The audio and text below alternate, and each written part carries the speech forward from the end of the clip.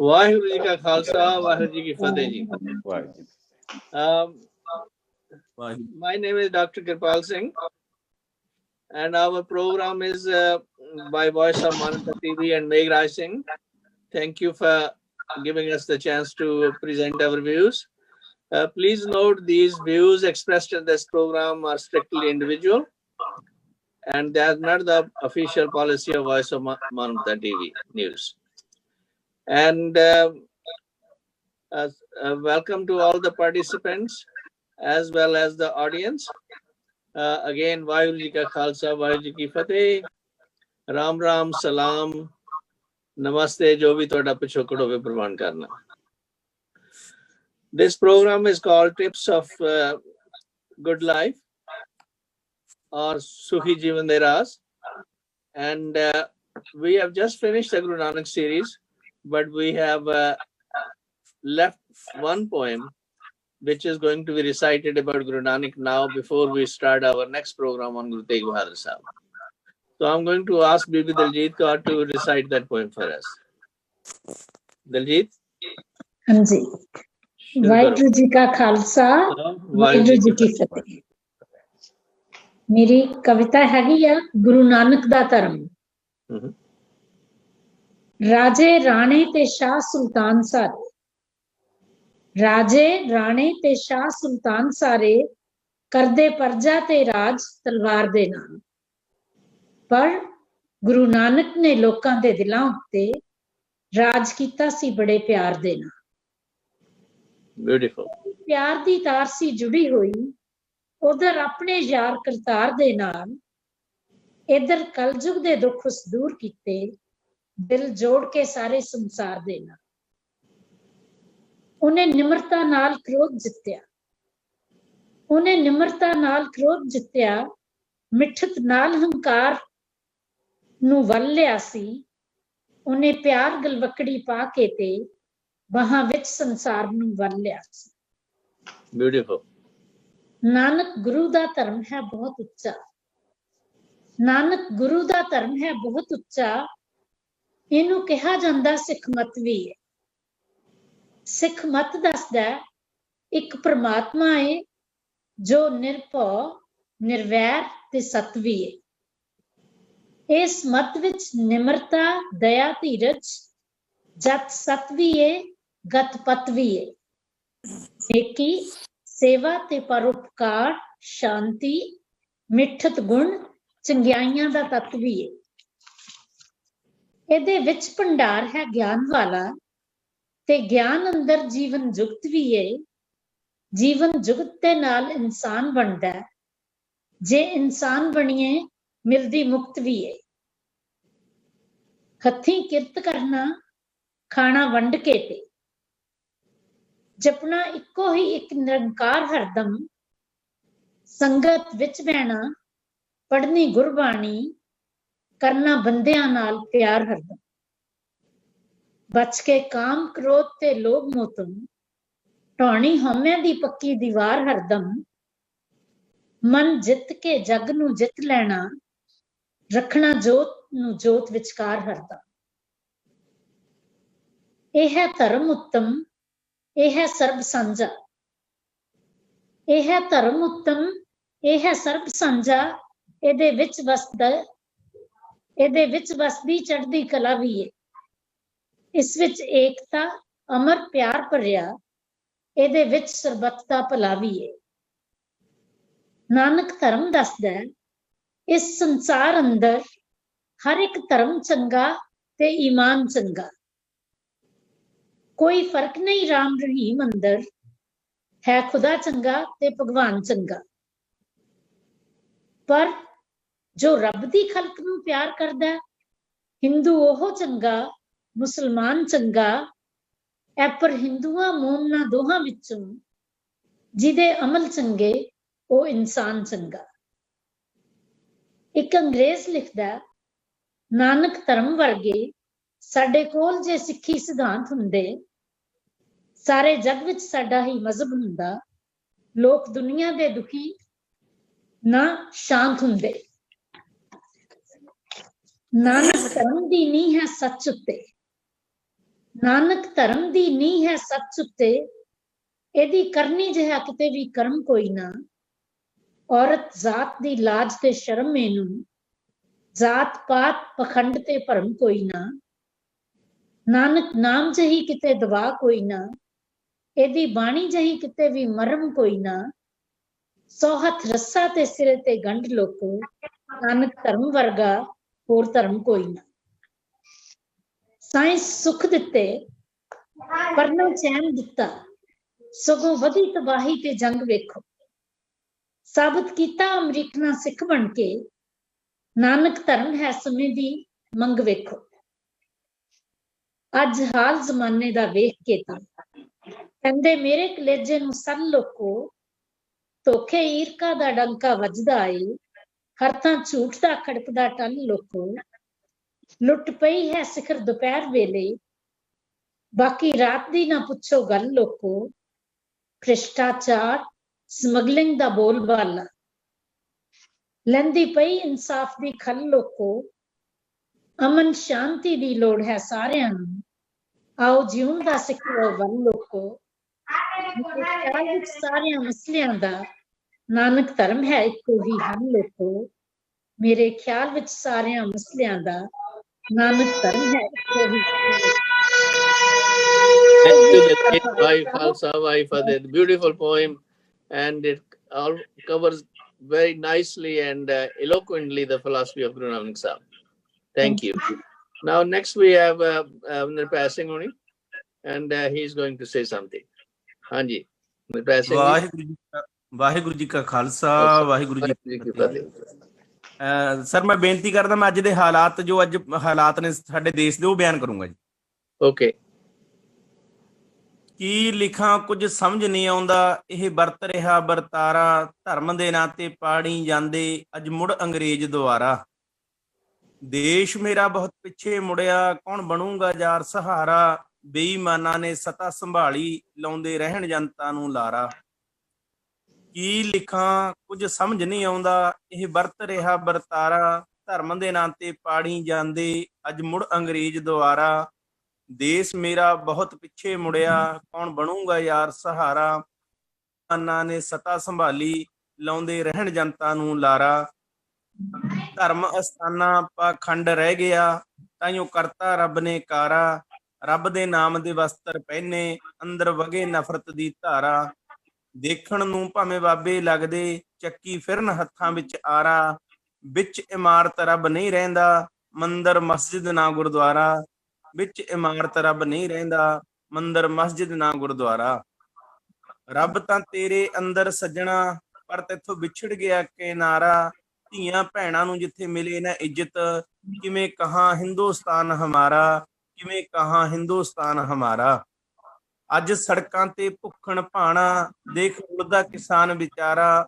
ਸੰਵਿਧਾਨ ਮੇਰੇ ਦੀਆਂ ਧੱਜੀਆਂ ਉਡਾ ਕੇ, ਲਾ ਆਰਡਰ ਬਿਨਾ ਖਿਲਾਰਾ, ਇੱਥੇ ਲਾ ਆਰਡਰ ਬਿਨਾ ਖਿਲਾਰਾ।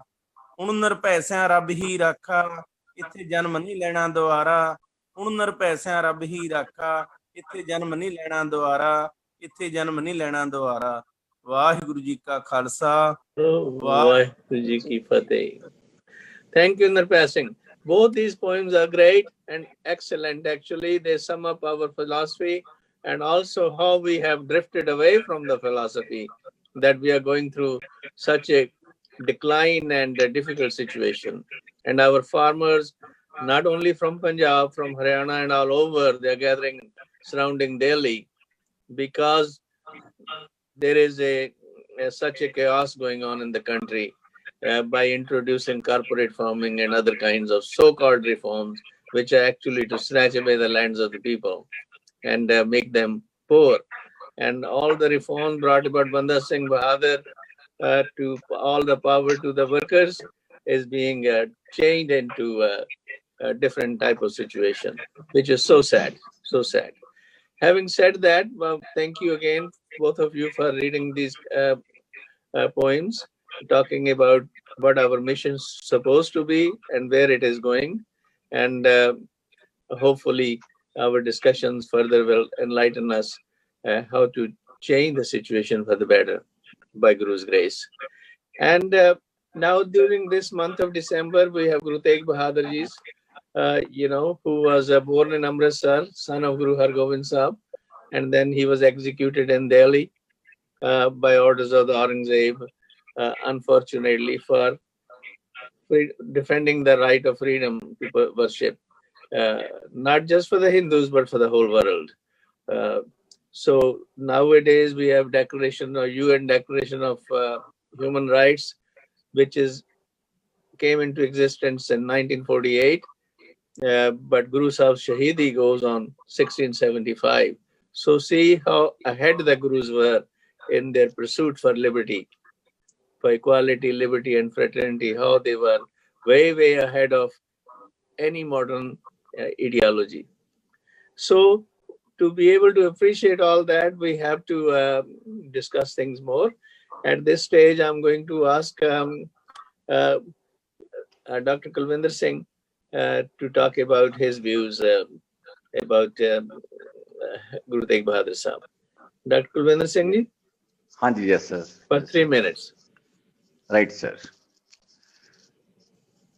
ਨੌਵੇਂ ਪਾਤਸ਼ਾਹ ਗੁਰੂ ਤੇਗ ਬਹਾਦਰ ਸਾਹਿਬ ਮਹਾਰਾਜ, ਉਹਨਾਂ ਦੇ ਜੇ ਅਸੀਂ ਯੂਥਫੁਲ ਤੋਂ ਸਟਾਰਟ ਕਰੀਏ, ਕਿਉਂਕਿ ਗੁਰੂ ਸਾਹਿਬ ਜੀ ਦਾ ਨਾਂ ਤੇਗ ਬਹਾਦਰ ਸੀ ਤੇ ਗੁਰੂ ਸਾਹਿਬ ਤੇਗ ਦੇ ਵੀ ਧਨੀ ਸਨ।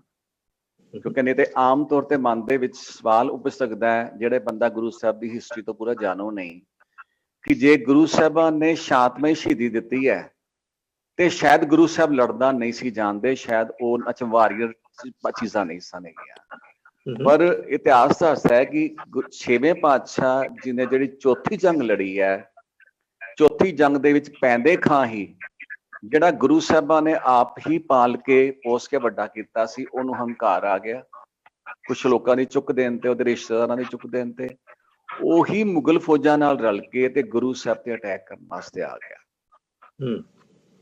ਉਸ ਅਟੈਕ ਦੇ ਵਿੱਚ ਨੌਵੇਂ ਪਾਤਸ਼ਾਹ ਜਿਹੜੇ ਉਸ ਵੇਲੇ ਯੂਥ ਅਵਸਥਾ ਹੀ ਸਨ, ਬੜੀ ਹੀ ਛੋਟੀ ਜਿਹੀ ਉਮਰ ਦੇ ਵਿੱਚ ਬੜੀ ਹੀ ਦਲੇਰੀ ਨਾਲ ਲੜੇ। ਤੇ ਗੁਰੂ ਸਾਹਿਬ ਦਾ ਨਾਮ ਹੀ ਤੇਗ ਬਹਾਦਰ ਹੈ। ਤੇਗ ਮੀਨਸ ਕਿ ਤੇਗ ਦੇ ਧਨੀ ਸਨ ਗੁਰੂ ਸਾਹਿਬ। ਸੋ ਕਹਿਣ ਦਾ ਮਕਸਦ ਹੈ ਕਿ ਸਰਬ ਕਲਾ ਸੰਪੂਰਨ ਗੁਰੂ ਸਾਹਿਬ ਦੇ ਜਿਹੜੇ ਜੀਵਨ ਦੇ ਵਿੱਚ ਇਹ ਤੇ ਜਵਾਨੀ ਦੀ ਹੋ ਗਈ। ਉਸ ਤੋਂ ਬਾਅਦ ਮੈਂ ਗੁਰੂ ਸਾਹਿਬ ਦਾ ਡਿਸਕਸ ਕਰਨਾ ਚਾਹਾਂਗਾ ਕਿ ਗੁਰੂ ਸਾਹਿਬਾਂ ਨੇ ਜਦੋਂ ਪ੍ਰਗਟ ਹੋਏ, ਜਦੋਂ 8ਵੇਂ ਪਾਤਸ਼ਾਹ ਜੀ ਨੇ ਸਰੀਰ ਆਪਣਾ ਪਿਆਨਾ ਕੀਤਾ ਸੱਚਖੰਡ ਦੇ ਵਿੱਚ, ਤੇ ਉਹ 2 ਬਚਨ ਕਹਿ ਗਏ, ਬਾਬਾ ਬਕਾਲੇ। ਉਹ ਇੱਕ ਸੀਕ੍ਰੇਟ, ਇਹ ਸੀਕ੍ਰੇਟ ਹੀ ਸੀ ਇੱਕ, ਕਿ ਕਿਹੜਾ ਗੁਰੂ ਥਾਪਿਆ ਕਿਹਨਾਂ ਨੂੰ ਹੈ। ਤੇ ਉਹਦੇ ਬਾਰੇ ਫਿਰ ਉਹ ਆਂਦਾ ਹੀ ਹੈ ਕਿ ਕਿਸ ਤਰ੍ਹਾਂ ਜਿਹੜਾ ਮਤਲਬ ਆਪਣੇ ਉਹ ਸਿੱਖ ਸੀ, ਜਦੋਂ ਉਹ ਮਤਲਬ ਆਪਣੇ ਉਹਨਾਂ ਦਾ ਬੇੜਾ ਖਤਰੇ ਵਿੱਚ ਪੈ ਗਿਆ, ਡੁੱਬਣ ਦਾ ਖਦਸ਼ਾ ਹੋ ਗਿਆ, ਤੇ ਪਤਾ ਨਹੀਂ ਸੀ ਗੁਰੂ ਸਾਹਿਬ ਕਿਹੜੇ ਨੇ ਗੱਦੀ ਤੇ ਉਹਨੇ ਗੁਰੂ ਨਾਨਕ ਦੀ ਜੋਤ ਨੂੰ, 9ਵੀਂ ਜੋਤ ਨੂੰ ਅਰਦਾਸ ਕੀਤੀ ਕਿ ਹੇ ਗੁਰੂ ਨਾਨਕ 9ਵੇਂ ਪਾਤਸ਼ਾਹ, ਜਿਸ ਥਾਂ ਵੀ ਤੁਸੀਂ ਹੈਗੇ ਹੋ, ਮੈਂ ਤੁਹਾਡੇ ਕੋਲ ਅੱਗੇ ਸੇਵਾ ਭੇਟ ਕਰਾਂਗਾ ਤੇ ਮੈਨੂੰ ਬਚਾਓ। ਤੇ ਸੋ ਉਹ ਸਾਰਾ ਜਦੋਂ ਉਹ ਆਏ, ਮੈਂ ਇਸ ਨੂੰ ਜਿਹੜਾ ਮੇਨ ਵਿਸ਼ਾ ਲੈਣਾ ਇਹਦੇ ਵਿੱਚ ਸਾਖੀ, ਤੇ ਤਕਰੀਬਨ ਸਾਰਿਆਂ ਨੂੰ ਪਤਾ ਹੈ ਕਿ ਉਦੋਂ 22 ਮੰਜੀਆਂ ਲੱਗੀਆਂ ਹੋਈਆਂ ਸੀ। ਉੱਥੋਂ ਜੋ ਸਾਨੂੰ ਮੈਸੇਜ ਮਿਲਦਾ ਹੈ ਕਿ ਅੱਜ ਦਾ ਸਮਾਂ ਹੋਵੇ ਜਾਂ ਪੁਰਾਤਨ ਸਮਾਂ ਹੋਵੇ, ਹਮੇਸ਼ਾ ਹੀ ਧਰਮ ਦੇ ਨਾਂ ਤੇ ਸੱਚ ਵੀ ਰਿਹਾ ਤੇ ਬਰਾਬਰ ਪਖੰਡ ਵੀ ਰਿਹਾ।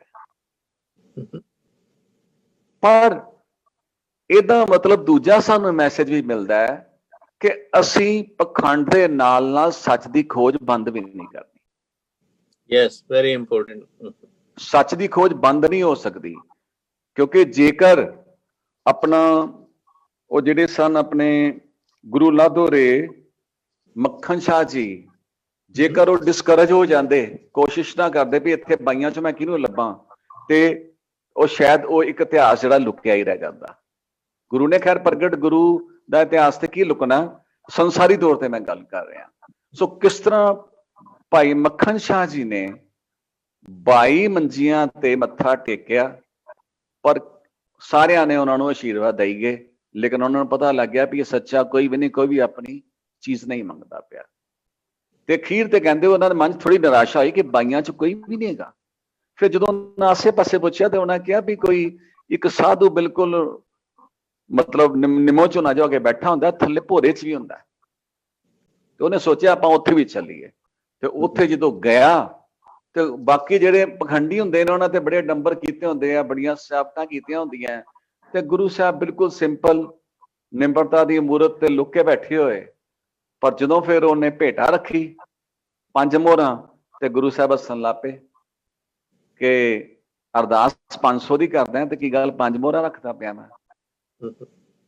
ਪੈਸੇ ਦੀ ਗੱਲ ਤੇ ਨਹੀਂ ਸੀ ਹੈਗੀ, ਪਰ ਗੁਰੂ ਸਾਹਿਬ ਨੂੰ ਚਾਨਣਾ ਦੇਣਾ ਸੀ ਕਿ ਜਿਹੜੀ ਸੱਚ ਹੈਗਾ ਮਤਲਬ ਉਹ ਪ੍ਰਗਟ ਹੋਣਾ ਚਾਹੀਦਾ।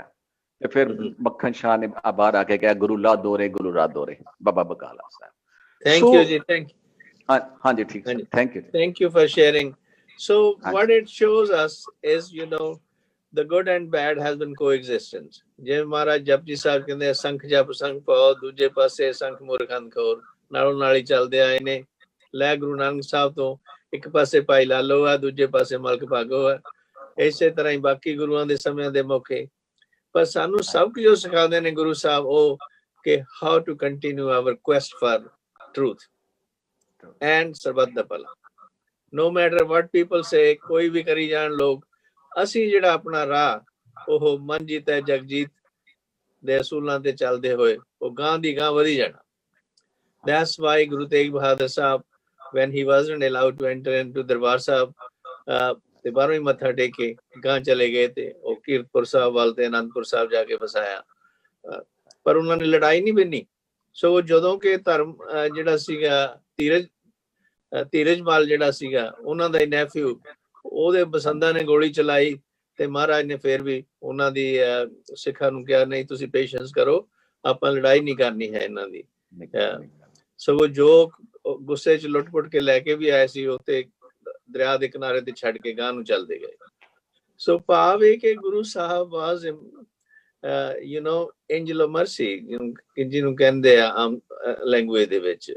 ਉਹ ਤਾਂ ਸੀਗੇ ਪ੍ਰਿੰਸ ਆਫ ਪੀਸ ਸੀਗੇ ਤੇ ਉਹਨਾਂ ਨੇ ਤਾਂ ਸਾਨੂੰ ਰਾਹ ਦਿਖਾਇਆ ਬਈ ਚਾਹੇ ਕਿੰਨਾ ਵੀ ਔਖਾ ਕਿਉਂ ਨਾ ਹੋਵੇ ਅਸੀਂ ਪੈ ਕਾਹੂ ਕੋ ਦੇ ਨਾ ਨਹਿ ਪੈਮਾਨਤਾਂ ਦੀ ਫਿਲਾਸਫੀ ਜਿਹੜੀ ਆ ਉਸ ਨੂੰ ਉਹਨਾਂ ਨੇ ਨਾ ਸਿਰਫ ਡਿਸਕ੍ਰਾਈਬ ਕੀਤਾ ਬਲਕਿ ਉਸ ਦੇ ਉੱਤੇ ਪਹਿਰਾ ਵੀ ਦਿੱਤਾ ਤੇ ਪ੍ਰਚਾਰ ਵੀ ਕੀਤਾ ਤੇ ਉਹਦੇ ਨਾਲ ਆਪਣਾ ਜੀਵਨ ਵੀ ਬਤੀਤ ਕੀਤਾ। ਹੁਣ ਮੈਂ ਅਰਜ਼ ਕਰਾਂਗਾ ਆਪਣੇ ਜਗਦੀਸ਼ ਕਰੇ ਨੂੰ ਕਿ ਤੁਸੀਂ something say about Guru Tegh Bahadur Sahib ji. Jagdish ਜੀ ਆਵਾਜ਼ ਸੁਣ ਰਹੀ ਹੈ ਤੁਹਾਨੂੰ ਮੇਰੀ? ਜਗਦੀਸ਼ ਜੀ ਆਵਾਜ਼ ਨਹੀਂ ਸੁਣ ਰਹੀ? ਉਹਨਾਂ ਦੀ ਆਵਾਜ਼ ਨਹੀਂ ਆ ਰਹੀ ਲੱਗਦਾ। ਚਲੋ ਕੋਈ ਗੱਲ ਨਹੀਂ। ਐਨੀਥਿੰਗ ਤੁਸੀਂ ਕਹਿਣੀ ਚਾਹੋ ਆਪਣੇ ਗੁਰੂ ਤੇਗ ਬਹਾਦਰ ਜੀ ਬਾਬਾ ਦਲਜੀਤ? ਮੈਂ ਤਾਂ ਗੁਰੂ ਤੇਗ ਬਹਾਦਰ ਜੀ ਬਾਰੇ ਇਹ ਕਹੂੰਗੀ ਕਿ ਉਹਨਾਂ ਨੇ ਕਿਸ ਤਰ੍ਹਾਂ, ਉਹਨਾਂ ਦੇ ਨਾਲ ਮੈਂ ਉਹਨਾਂ ਦਾ ਵੀ ਮੈਂਸ਼ਨ ਕਰਨਾ ਚਾਹੂੰਗੀ। ਭਾਈ ਦਿਆਲਾ ਜੀ, ਭਾਈ ਮਤੀ ਦਾਸ ਜੀ, ਭਾਈ ਸਤੀ ਦਾਸ ਜੀ, ਕਿਵੇਂ ਉਹਨਾਂ ਦੇ ਗੁਰੂ ਤੇਗ ਬਹਾਦਰ ਜੀ ਦੇ ਸਾਹਮਣੇ ਉਹਨਾਂ ਨੂੰ ਕਿਵੇਂ ਦੇਗਾਂ ਚ ਉਬਾਲਿਆ ਗਿਆ। ਭਾਈ ਦਿਆਲਾ ਜੀ ਨੂੰ ਫਿਰ ਭਾਈ ਸਤੀ ਦਾਸ ਜੀ ਨੂੰ ਰੂੰ ਦੇ ਵਿੱਚ ਲਪੇਟ ਕੇ ਅੱਗ ਲਗਾਈ ਗਈ ਤੇ ਭਾਈ ਮਤੀ ਦਾਸ ਜੀ ਨੂੰ ਦੁਫਾੜ ਚੀਰਿਆ ਗਿਆ ਆਰੇ ਦੇ ਨਾਲ। ਤੇ ਗੁਰੂ ਸਾਹਿਬ ਦੇ ਸਾਹਮਣੇ ਕਿੰਨਾ ਸਬਰ ਤੇ ਭਾਣਾ ਉਹਨਾਂ ਨੇ ਭਾਣੇ ਚ ਰਹੇ ਤੇ ਫਿਰ ਨਹੀਂ ਕੋਈ ਸ਼ੱਕ ਨਹੀਂ। those are unique examples. ਤੇ ਆਪਣੇ ਨਿਰਪੈ ਸਿੰਘ ਤੁਸੀਂ ਕੋਈ ਗੱਲ ਐਡ ਕਰਨੀ ਹੋਵੇ ਤੇ ਗੁਰੂ ਤੇਗ ਬਹਾਦਰ ਜੀ ਬਾਬਤ? ਨਿਰਪੈ ਸਿੰਘ ਆਵਾਜ਼ ਸੁਣ ਰਹੀ ਹੈ ਜੀ ਸਰ? ਕੋਈ ਗੱਲਬਾਤ ਕੋਈ ਐਡ ਕਰਨੀ ਹੋਵੇ? ਹਾਂਜੀ ਸਰ, ਹਾਂਜੀ ਕਰੋ। ਹੈਲੋ, ਗੁਰੂ ਤੇਗ ਬਹਾਦਰ ਜੀ ਬਾਬਤ ਕੋਈ ਗੱਲਬਾਤ ਐਡ ਕਰੋ। ਗੁਰੂ ਤੇਗ ਬਹਾਦਰ ਜੀ ਮਹਾਰਾਜ ਜੀ ਤਿਆਗ ਦੀ ਮੂਰਤ, 9ਵੇਂ ਪਾਤਸ਼ਾਹ ਗੁਰੂ ਨਾਨਕ ਦੇ 9ਵੇਂ ਮਹਿਲ। ਮੈਂ ਸਰ ਉਹਨਾਂ ਵਾਸਤੇ ਕੁਝ ਲਿਖ ਨਹੀਂ ਪਾਇਆ। ਗੁਰੂ ਤੇਗ ਬਹਾਦਰ ਜੀਆਂ ਦਾ 26 ਸਾਲ ਭੋਰੇ ਦੇ ਅੰਦਰ ਰਹਿ ਕੇ ਅਕਾਲ ਪੁਰਖ ਨਾਲ ਲਿਵ ਲਾਉਣੀ ਬਹੁਤ ਵੱਡੇ ਕੰਮ ਦੀ ਇੱਕ ਤਿਆਰੀ ਸੀ। ਜੇ ਆਪਾਂ ਉਹਨਾਂ ਨੂੰ ਕਹਿ ਦਈਏ ਵੀ ਉਹ ਭੋਰੇ ਦੇ ਅੰਦਰ ਵੜ ਕੇ ਭਗਤੀ ਕਰਦੇ ਸੀ, ਨਹੀਂ, ਇਹ ਨਹੀਂ ਸਰ ਹੋ ਸਕਦਾ ਜੀ। ਗੁਰੂ ਤੇਗ ਬਹਾਦਰ ਰੱਬੀ ਜੋਤ ਸੀ, ਉਹਨਾਂ ਨੂੰ ਕਿਸੇ ਭੋਰੇ ਦੇ ਵਿੱਚ ਕਿਸੇ ਪਹਾੜਾਂ ਦੀਆਂ ਕੰਧਰਾਂ 'ਚ ਵੜ ਕੇ ਭਗਤੀ ਕਰਨ ਦੀ ਲੋੜ ਨਹੀਂ ਸੀ। 26 ਸਾਲ ਇੱਕ ਬਹੁਤ ਵੱਡੇ ਕੰਮ ਦੀ ਤਿਆਰੀ ਚੱਲ ਰਹੀ ਸੀ। ਹਿੰਦੂ ਧਰਮ ਨੂੰ ਬਚਾਉਣ ਦੇ ਲਈ ਦਿੱਲੀ ਚਾਂਦਨੀ ਚੌਂਕ ਦੇ ਵਿੱਚ ਸੀਸ ਦੇਣਾ, ਕਿਸੇ ਰਹਿਬਰ ਪੁਰਸ਼ ਦਾ ਸੀਸ ਲੱਗਣਾ, ਉਸ ਕੰਮ ਦੀ ਬਹੁਤ ਵੱਡੀ ਤਿਆਰੀ ਸੀ। ਉਹ ਤਿਆਗ ਦੀ ਗੁਰੂ ਤੇਗ ਬਹਾਦਰ ਮਹਾਰਾਜ। ਮੈਂ ਉਹਨਾਂ ਵਾਸਤੇ ਕੁਝ ਲਿਖ ਨਹੀਂ ਪਾਇਆ ਕਵਿਤਾ, ਮੈਂ ਇਸ ਗੱਲ ਦੀ ਮਾਫੀ ਚਾਹਨਾ ਜੀ। ਨਹੀਂ ਕੋਈ ਗੱਲ ਨਹੀਂ, ਅਗਲੀ ਵਾਰੀ ਸਹੀ ਤੋਂ ਕੋਈ ਗੱਲ ਨਹੀਂ ਸਰ। ਮੈਂ ਇੱਕ ਦੋ ਸ਼ਬਦ ਡਾਕਟਰ ਸਾਹਿਬ ਮੈਂ ਤੁਹਾਡੇ ਨਾਲ ਸਾਂਝੇ ਕਰੂੰਗਾ ਜੀ। ਓਕੇ। ਕੱਲ ਜਿਵੇਂ ਪੂਰੇ ਦਿਨ ਦੇ ਵਿੱਚ ਮੇਰਾ ਪੱਠੇ ਤੇ ਵਰਕਿੰਗ ਕਰਦੇ, ਜਿਵੇਂ ਜਿਵੇਂ ਮੇਰੇ ਮਨ ਦੀ ਭੱਜ ਦੌੜ ਹੋਈ, ਕਦੇ ਕਾਮ ਦੇ ਨਾਲ, ਕਦੇ ਲੋਭ ਲਾਲਚ ਦੇ ਨਾਲ, ਕਦੇ ਹੰਕਾਰ ਦੇ ਨਾਲ, ਇਹਨੇ ਟੱਕਰਾਂ ਮਾਰੀਆਂ, ਉਹਦੇ ਨਾਲ ਤੁਰਿਆ ਫਿਰਿਆ। ਮੈਂ ਉਸ ਸੱਚ ਨੂੰ ਕਲਮਬੰਦ ਕੀਤਾ ਹੈ। ਮੈਂ ਬੇਨਤੀ ਕਰਦਾ ਕਿ ਆਪ ਸਭ ਧਿਆਨ ਨਾਲ ਸੁਣੋਗੇ ਜੀ। ਕੀ ਮਨਾ ਤੇਰਾ ਜ਼ਿੰਦਗੀ ਜਿਉਣਾ, ਤੂੰ ਤੇ ਵਿੱਚ ਤ੍ਰਿਸ਼ਨਾ ਜਿਉਂਦਾ, ਕਾਮ ਨਾਲ ਤੈਨੂੰ ਘੁੰਮਦੇ ਵੇਖਿਆ, ਰਿਹਾ ਬਣ ਕੇ ਕ੍ਰੋਧ ਡਰਾਉਂਦਾ। ਕੀ ਮਨਾ ਤੇਰਾ ਜ਼ਿੰਦਗੀ ਜਿਉਣਾ, ਤੂੰ ਤੇ ਵਿੱਚ ਤ੍ਰਿਸ਼ਨਾ ਜਿਉਂਦਾ, ਕਾਮ ਨਾਲ ਤੈਨੂੰ ਘੁੰਮਦੇ ਵੇਖਿਆ, ਰਿਹਾ ਬਣ ਕੇ ਕ੍ਰੋਧ ਡਰਾਉਂਦਾ।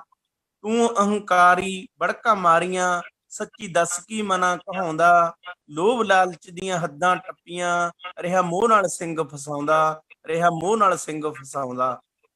ਕਿੱਥੇ ਜਾਣਾ ਤੇਰੀ ਕੀ ਹੈ ਮੰਜ਼ਿਲ, ਤੈਨੂੰ ਰਤਾ ਸਮਝ ਨਹੀਂ ਆਉਂਦਾ, ਪਲ ਪਲ ਸੱਜਣਾ ਮੁੱਕਦਾ ਜਾਂਦਾ, ਲੰਘਿਆ ਵਕਤ ਨਹੀਂ ਮੁੜ ਕੇ ਆਉਂਦਾ, ਲੰਘਿਆ ਵਕਤ ਨਹੀਂ ਮੁੜ ਕੇ ਆਉਂਦਾ।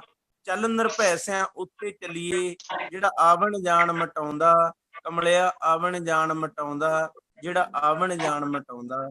ਵਾਹਿਗੁਰੂ ਜੀ ਕਾ ਖਾਲਸਾ, ਵਾਹਿਗੁਰੂ ਜੀ ਕੀ ਫਤਿਹ। Thank you. ਇਹੋ ਹੀ ਫਿਲਾਸਫੀ ਜਿਹੜੀ ਹੈ ਗੁਰੂ ਤੇਗ ਬਹਾਦਰ ਜੀ ਸਾਨੂੰ ਸਿਖਾਉਂਦੇ ਰਹੇ ਨੇ ਕਿ ਬਈ ਭਾਈ ਗੁਣ ਗੋਬਿੰਦ ਗਾਇਓ, ਨਹੀਂ ਜਨਮ ਕਾਰਤ ਕੀਨ। ਤੇ ਇਹੀ ਸਾਨੂੰ ਕਹਿੰਦੇ ਆ। ਉਹਨਾਂ ਨੇ ਦੱਸਿਆ ਕਿਸੇ ਦਾ ਕੋਈ ਨਹੀਂ ਹੈ, ਸਾਰੇ ਕਿਸੇ ਨੇ ਨਾਲ ਨਹੀਂ ਜਾਣਾ, ਤੁਸੀਂ ਵਾਹਿਗੁਰੂ ਦੇ ਨਾਲ ਜੁੜੋ। ਜਿੰਨੇ ਵੀ ਪੁੱਤਰ ਕਲੱਤਰ ਨੇ ਸਾਰੇ ਜਿਹੜੇ ਨੇ ਟੈਂਪਰੇਰੀ ਚੀਜ਼ਾਂ ਹੀ ਨੇ। ਤੇ ਸਰਦਾਰ ਜਗਤਾਰ ਸਿੰਘ ਜੀ ਵੈਲਕਮ, ਬੜੇ ਚਿਰਾਂ ਬਾਅਦ ਦਰਸ਼ਨ ਹੋਇਆ ਤੁਹਾਡੇ। ਵਾਹਿਗੁਰੂ ਜੀ ਕਾ ਖਾਲਸਾ, ਵਾਹਿਗੁਰੂ ਜੀ ਕੀ ਫਤਿਹ ਜੀ। ਹਾਂਜੀ, ਅਸੀਂ we are talking about Guru Tegh Bahadur Sahib ਦੀ ਜੀਵਨ ਬਾਬਤ। ਕੋਈ ਤੁਹਾਡੇ ਮਨ ਦੇ ਵਿੱਚ ਵਿਚਾਰ ਹੋਣ ਤੇ please feel free to express them। ਤੇ in the meantime I'm going to ask Jagdish Singh, Jagdish Kare if he can hear me। Jagdish ਜੀ ਆਵਾਜ਼ ਸੁਣ ਰਹੀ ਹੈ? ਤੁਸੀਂ ਆਪਣੇ ਵਿਚਾਰ ਦੱਸੋ, ਗੁਰੂ ਤੇਗ ਬਹਾਦਰ ਨਾਲ ਸਤਨਾਮੀਆਂ ਦਾ ਕਿਸ ਤਰ੍ਹਾਂ मेल जोल होया? जी सभी हमारे जुड़े हुए साथियों को सत श्री अकाल, वाहेगुरु जी का खालसा, वाहेगुरु जी की फतेह। हाँ जी। जी हम अगर गुरु तेग बहादुर साहब की आज डिबेट करने जा रहे हैं और इसमें जो उनकी शहीदी को लेकर जो हम चर्चा अगर करेंगे तो गुरु जी के साथ में सतनामियों का एक बहुत बड़ा योगदान रहा है, क्योंकि 1672 और 1675 का जो फासला है वो महज 2 साल 3 साल का फासला है। और इस बीच में 1672 में सतनामी विद्रोह हुआ था और औरंगजेब के साथ में सतनामियों का बहुत बड़ा लड़ाई हुआ था नारनौल में। और उस नारनौल की लड़ाई में 5000 से ऊपर सतनामी कम्युनिटी मारे गए थे। और गुरु तेग बहादुर जी के साथ में हम सफर और उनके पल पल साथ देने वाले सतनामी कम्युनिटी के लोग रहे। और ये जो सतीदास और मतीदास जी हैं, ये दयाला हैं, जितने भी हैं वो गुरु जी के एकदम निकट साथी रहे हैं। उनके सत्य और विचार और भाईचारा को लेकर जो गुरु तेग बहादुर जी इस मानवता के लिए जो काम करते थे और उस विचारधारा से ही जुड़े हुए सतनामी भाई भी थे। तो दोनों के जो विचारधारा मिलते थे उसके कारण जो है सबसे पहले जो सतनामी विद्रोह में औरंगजेब का विरोध करने वाले सतनामी लोग थे। और जब गुरुजी की शहीदी के टाइम हुआ उस समय भी उस झगड़े का मतलब औरंगजेब को तकलीफ था और इसका साथ देने वाले हैं इस सतनामी करके जो सतीदास और मतीदास जी को गुरुजी के सामने उसने मारा। एक को आरे से चीर के मार दिया और दूसरे को रुई में लपेट के मारा। तो हम अगर इतिहास के उन तथ्यों को जाए तो हालांकि इतिहास तो बहुत तोड़ा मरोड़ा गया है और गुरुजी को कहते हैं कि हिंद की चादर, लेकिन औरंगजेब को सबसे ज्यादा क्रूर बनाने वाला कौन था? उसके दरबार में जो उसको शिक्षा देने वाला था पंडित था, ब्राह्मण था, और उसने ऐसी पाठ पढ़ा दिया कि वो जुल्म और जाति का तानाशाह बन गया। और दुनिया में सबसे ज्यादा लंबे समय तक अगर राज करने वाला था तो औरंगजेब था। 25 साल दक्षिण भारत में और 25 साल उत्तर भारत में इसने राज किया। और सबसे ज्यादा औरंगजेब के जो सिपह सलाहकार थे वो हिंदू वर्ग के लोग थे। तो कहीं ना कहीं हम अगर गुरु तेग बहादुर को हिंद की चादर कहते हैं तो ये बात को हमको थोड़ा सा अटपटा लगता है, इसलिए कि एक तरफ हिंदुओं ने ही हमारे सतनामियों के साथ में, हमारे गुरुजी के साथ में इतना बड़ा जुल्म ज्यादती किया, और उसको हम अगर नजदीक से अंदर से अगर इस बात को समझें तो आज के परिस्थितियों में भी हमारा भारत देश जुल्म ज्यादती के ऊपर बढ़ता चला जा रहा है। अभी आप देख सकते हैं कि झूठ और पाखंड, एक तरफ सच का रास्ता है तो एक तरफ झूठ का रास्ता है। तो हमारे गुरुओं के शहीदी के बावजूद भी ये जुल्म ज्यादती का अंत नहीं हो पाया है, और इसकी लड़ाई लड़ने के लिए हमारे पहले गुरु से लेकर के जितने भी दशमेश पिताजी तक जो लड़ाइयां लड़ी जुल्म के खिलाफ में, और ये जो है इस भाईचारा को एक साथ जोड़ने की आवश्यकता है। तभी हम भारत के अंदर में, पूरा दुनिया के अंदर में सतनाम का, नानक नाम लेवा सतनाम लेवा, सतनामी सिख और जितने भी भाईचारा जो गुरुओं ने जोड़ा है उसको हम एक कर सकते हैं। Thank you, ji. Thank you. That's a very nice thought, and we must think more about it. How we consolidate our ਭਾਈਚਾਰਾ, ਕਿਵੇਂ ਅਸੀਂ ਇੱਕ ਦੂਜੇ ਨਾਲ ਇਕੱਠੇ ਹੋਈਏ। ਇਹ ਬਹੁਤ ਸਮੇਂ ਦੀ ਜ਼ਰੂਰਤ ਹੈ ਕਿ ਵੀ ਈਵਨ ਸਾਡੇ ਲੋਕ ਜਿਹੜੇ ਫੈਲ ਰਹੇ ਹੋਏ ਨੇ, ਸਿਕਲੀਗਰ ਹੋਏ ਜਾਂ ਸਤਨਾਮੀ ਲੋਕ ਹੋਏ ਜਾਂ ਹੋਰ ਜਿਹੜੇ ਰਵਦਾਸੀਏ ਲੋਕ ਹੋਏ ਜਾਂ ਕੋਈ ਹੋਰ ਜਿਹੜੇ ਵੀ ਕਹਿੰਦੇ ਆ, ਕਿਉਂਕਿ ਦੇਖੋ ਇਹ ਜਿਹੜੀਆਂ ਧਾਰਾਵਾਂ ਨੇ ਨਾ, ਇਹ ਵੱਖੋ ਵੱਖ ਦਰਿਆਵਾਂ ਵਰਗੀਆਂ ਨੇ। ਜਦੋਂ ਸਾਰੇ ਦਰਿਆ ਗੰਗਾ ਦਰਿਆ 'ਚ ਪੈ ਗਏ ਤੇ ਉਹ ਸਾਰੇ ਗੰਗਾ ਦਾ ਰੂਪ ਬਣ ਗਏ। ਸੋ ਸਿੱਖੀ ਦੇ ਵਿੱਚ ਜਦੋਂ ਇਹ ਸਾਰੀਆਂ ਧਾਰਾਵਾਂ ਇਕੱਠੀਆਂ ਹੋ ਜਾਣੀਆਂ, ਸਿੱਖ ਬਣ ਗਏ, ਤੇ ਉਹ ਜਿਹੜੇ ਫਿਰ ਉਹਨਾਂ ਦੇ ਪਿਛੋਕੜ ਤੇ ਠੀਕ ਹੈ, ਪਰ ਗਾਂ ਦੇ ਲਈ ਉਹ ਗੱਲਾਂ ਖਤਮ ਹੋ ਜਾਂਦੀਆਂ ਨੇ। ਉਹ ਇੱਕ ਮਿਲਗੋਬਾ ਬਣ ਜਾਂਦੇ ਨੇ। ਉਹ ਮਿਲਗੋਬਾ ਜਿਹੜਾ ਉਸ ਨੂੰ ਇੰਸਟੀਟਿਊਸ਼ਨਲਾਈਜ਼ ਕਰਨ ਲਈ 10ਵੇਂ ਪਾਤਸ਼ਾਹ ਨੇ ਖਾਲਸਾ ਸਾਜਿਆ ਸੀਗਾ, ਕਿਉਂਕਿ ਜਿਹੜੇ ਉਹ ਵਾਲੰਟੀਅਰ ਸੀਗੇ ਉਹ ਵੱਖ-ਵੱਖ ਜਾਤਾਂ ਦੇ ਸੀ ਤੇ ਉਹਨਾਂ ਨੂੰ ਖੰਡੇ ਬਾਟੇ ਦਾ ਅੰਮ੍ਰਿਤ ਛਕਾ ਕੇ ਤੇ ਉਹਨਾਂ ਤੋਂ ਫਿਰ ਆਪ ਅੰਮ੍ਰਿਤ ਛਕਣਾ, ਇਹ ਬੜੀ ਵੱਡੀ ਮਤਲਬ ਹੈ। It was a very very unique situation. ਜਦੋਂ ਪਹਾੜੀ ਰਾਜਾ ਨੇ ਕਿਹਾ ਵੀ ਸਾਨੂੰ ਅਲੱਗ ਬਾਟੇ 'ਚ ਛਕਾਓ, ਮਹਾਰਾਜ ਕਹਿੰਦੇ ਨਹੀਂ, ਇੱਥੋਂ ਤੁਰੰਤ ਹੋਵੋ। ਸਾਡਾ ਜਿਹੜਾ ਮਿਸ਼ਨ ਆ ਉਹ ਬਰੋਬਰਤਾ ਲਿਆਉਣ ਦਾ, ਸਾਡਾ ਭਾਈਚਾਰਾ ਪੈਦਾ ਕਰਨ ਦਾ, ਸਰਬੱਤ ਦਾ ਭਲੇ ਦਾ ਸਾਡਾ ਮਿਸ਼ਨ ਹੈ। ਕੀ ਖਿਆਲ ਹੈ ਡਾਕਟਰ ਕੁਲਵਿੰਦਰ ਸਿੰਘ ਜੀ? ਹਾਂਜੀ ਦੱਸੋ। ਹਾਂ ਹਾਂਜੀ ਹਾਂਜੀ, ਚਲੋ ਤੁਸੀਂ ਆਪਣੇ ਕੰਮ ਤੇ ਲੈਣਾ। Thank you for attending. See you next week. Waheguru ji ਕਾ ਖਾਲਸਾ, ਵਾਹਿਗੁਰੂ ਫਤਿਹ। ਹਾਂਜੀ ਹਾਂਜੀ ਡਾਕਟਰ ਕੁਲਵਿੰਦਰ ਸਿੰਘ ਜੀ ਤੁਸੀਂ। ਹਾਂਜੀ ਸਰ, ਜਿਸ ਤਰ੍ਹਾਂ ਤੁਸੀਂ ਕਿਹਾ ਕਿ ਅਲੱਗ-ਅਲੱਗ ਜਿਹੜੇ ਨੇ ਉਹ ਗੁਰਬਾਣੀ ਦੀ ਲਾਈਨ ਆਉਂਦੀ ਹੈ ਕਿ ਜੈਸੇ ਨਦੀਆਂ ਨਾਲਿਆਂ ਟੋਬਿਆਂ ਕਾ ਜਲ ਜਾਏ ਪਵੇ ਵਿੱਚ ਸੁਸਰੀ ਤੇ ਪਵਿੱਤਰ ਪਾਵਨ ਹੋਏ ਜਾਏ। ਕਿ ਜਦੋਂ ਸੁਸਰੀ ਵਿੱਚ ਜਿਹੜੇ ਵੀ ਪਾਣੀ ਜਾਂਦੇ ਨੇ ਨਾ ਉਹ ਪਵਿੱਤਰ ਹੋ ਜਾਂਦੇ ਨੇ ਵੱਡੇ ਚ ਰਲ ਕੇ। ਹੁਣ ਐਸੇ ਇਸ਼ੂ ਤੋਂ ਮੈਨੂੰ ਖਿਆਲ ਆਇਆ ਕਿ 9ਵੇਂ ਪਾਤਸ਼ਾਹ ਦੀ ਸ਼ਹੀਦੀ ਵੇਲੇ ਨਾ ਇੱਕ ਬੜੀ ਹੀ ਮਤਲਬ ਦੇਖੋ ਵਿਚਿੱਤਰ ਦੀ ਸਿਚੁਏਸ਼ਨ ਬਣਦੀ ਹੈ ਕਿ ਔਰੰਗਜ਼ੇਬ ਜਿਹੜਾ ਰਾਜ ਕਰਦਾ ਸੀ, ਔਰੰਗਜ਼ੇਬ ਦੇ ਰਾਜ ਦੇ ਵਿੱਚ ਜਿਹੜੇ ਲੋਕਲ ਰਾਜੇ ਸਨ ਉਹ ਬਹੁਤੇ ਹਿੰਦੂ ਰਾਜੇ ਹੀ ਸਨ। ਜਿਸ ਤਰ੍ਹਾਂ 22 ਧਾਰ ਦੇ ਰਾਜੇ ਨੇ ਉਹ ਕੋਈ 10ਮ ਪਾਤਸ਼ਾਹ ਵੇਲੇ ਨਹੀਂ ਪ੍ਰਗਟ ਹੋਏ, ਕਹਿ ਲਓ। 22 ਧਾਰ ਦੇ ਰਾਜੇ ਉਹ 9ਵੇਂ ਪਾਤਸ਼ਾਹ ਵੇਲੇ ਵੀ ਸਨ। ਬਿਲਕੁਲ ਠੀਕ ਹੈ ਗੱਲ। ਹਾਂਜੀ। ਸੋ 10ਮ ਪਾਤਸ਼ਾਹ ਵੇਲੇ ਜਦੋਂ ਉਹਨਾਂ ਨੇ ਗੁਰੂ ਸਾਹਿਬ ਨਾਲ ਲੜਾਈ ਕੀਤੀ ਤੇ 9ਵੇਂ ਪਾਤਸ਼ਾਹ ਵੇਲੇ ਵੀ ਹੋਣਗੇ।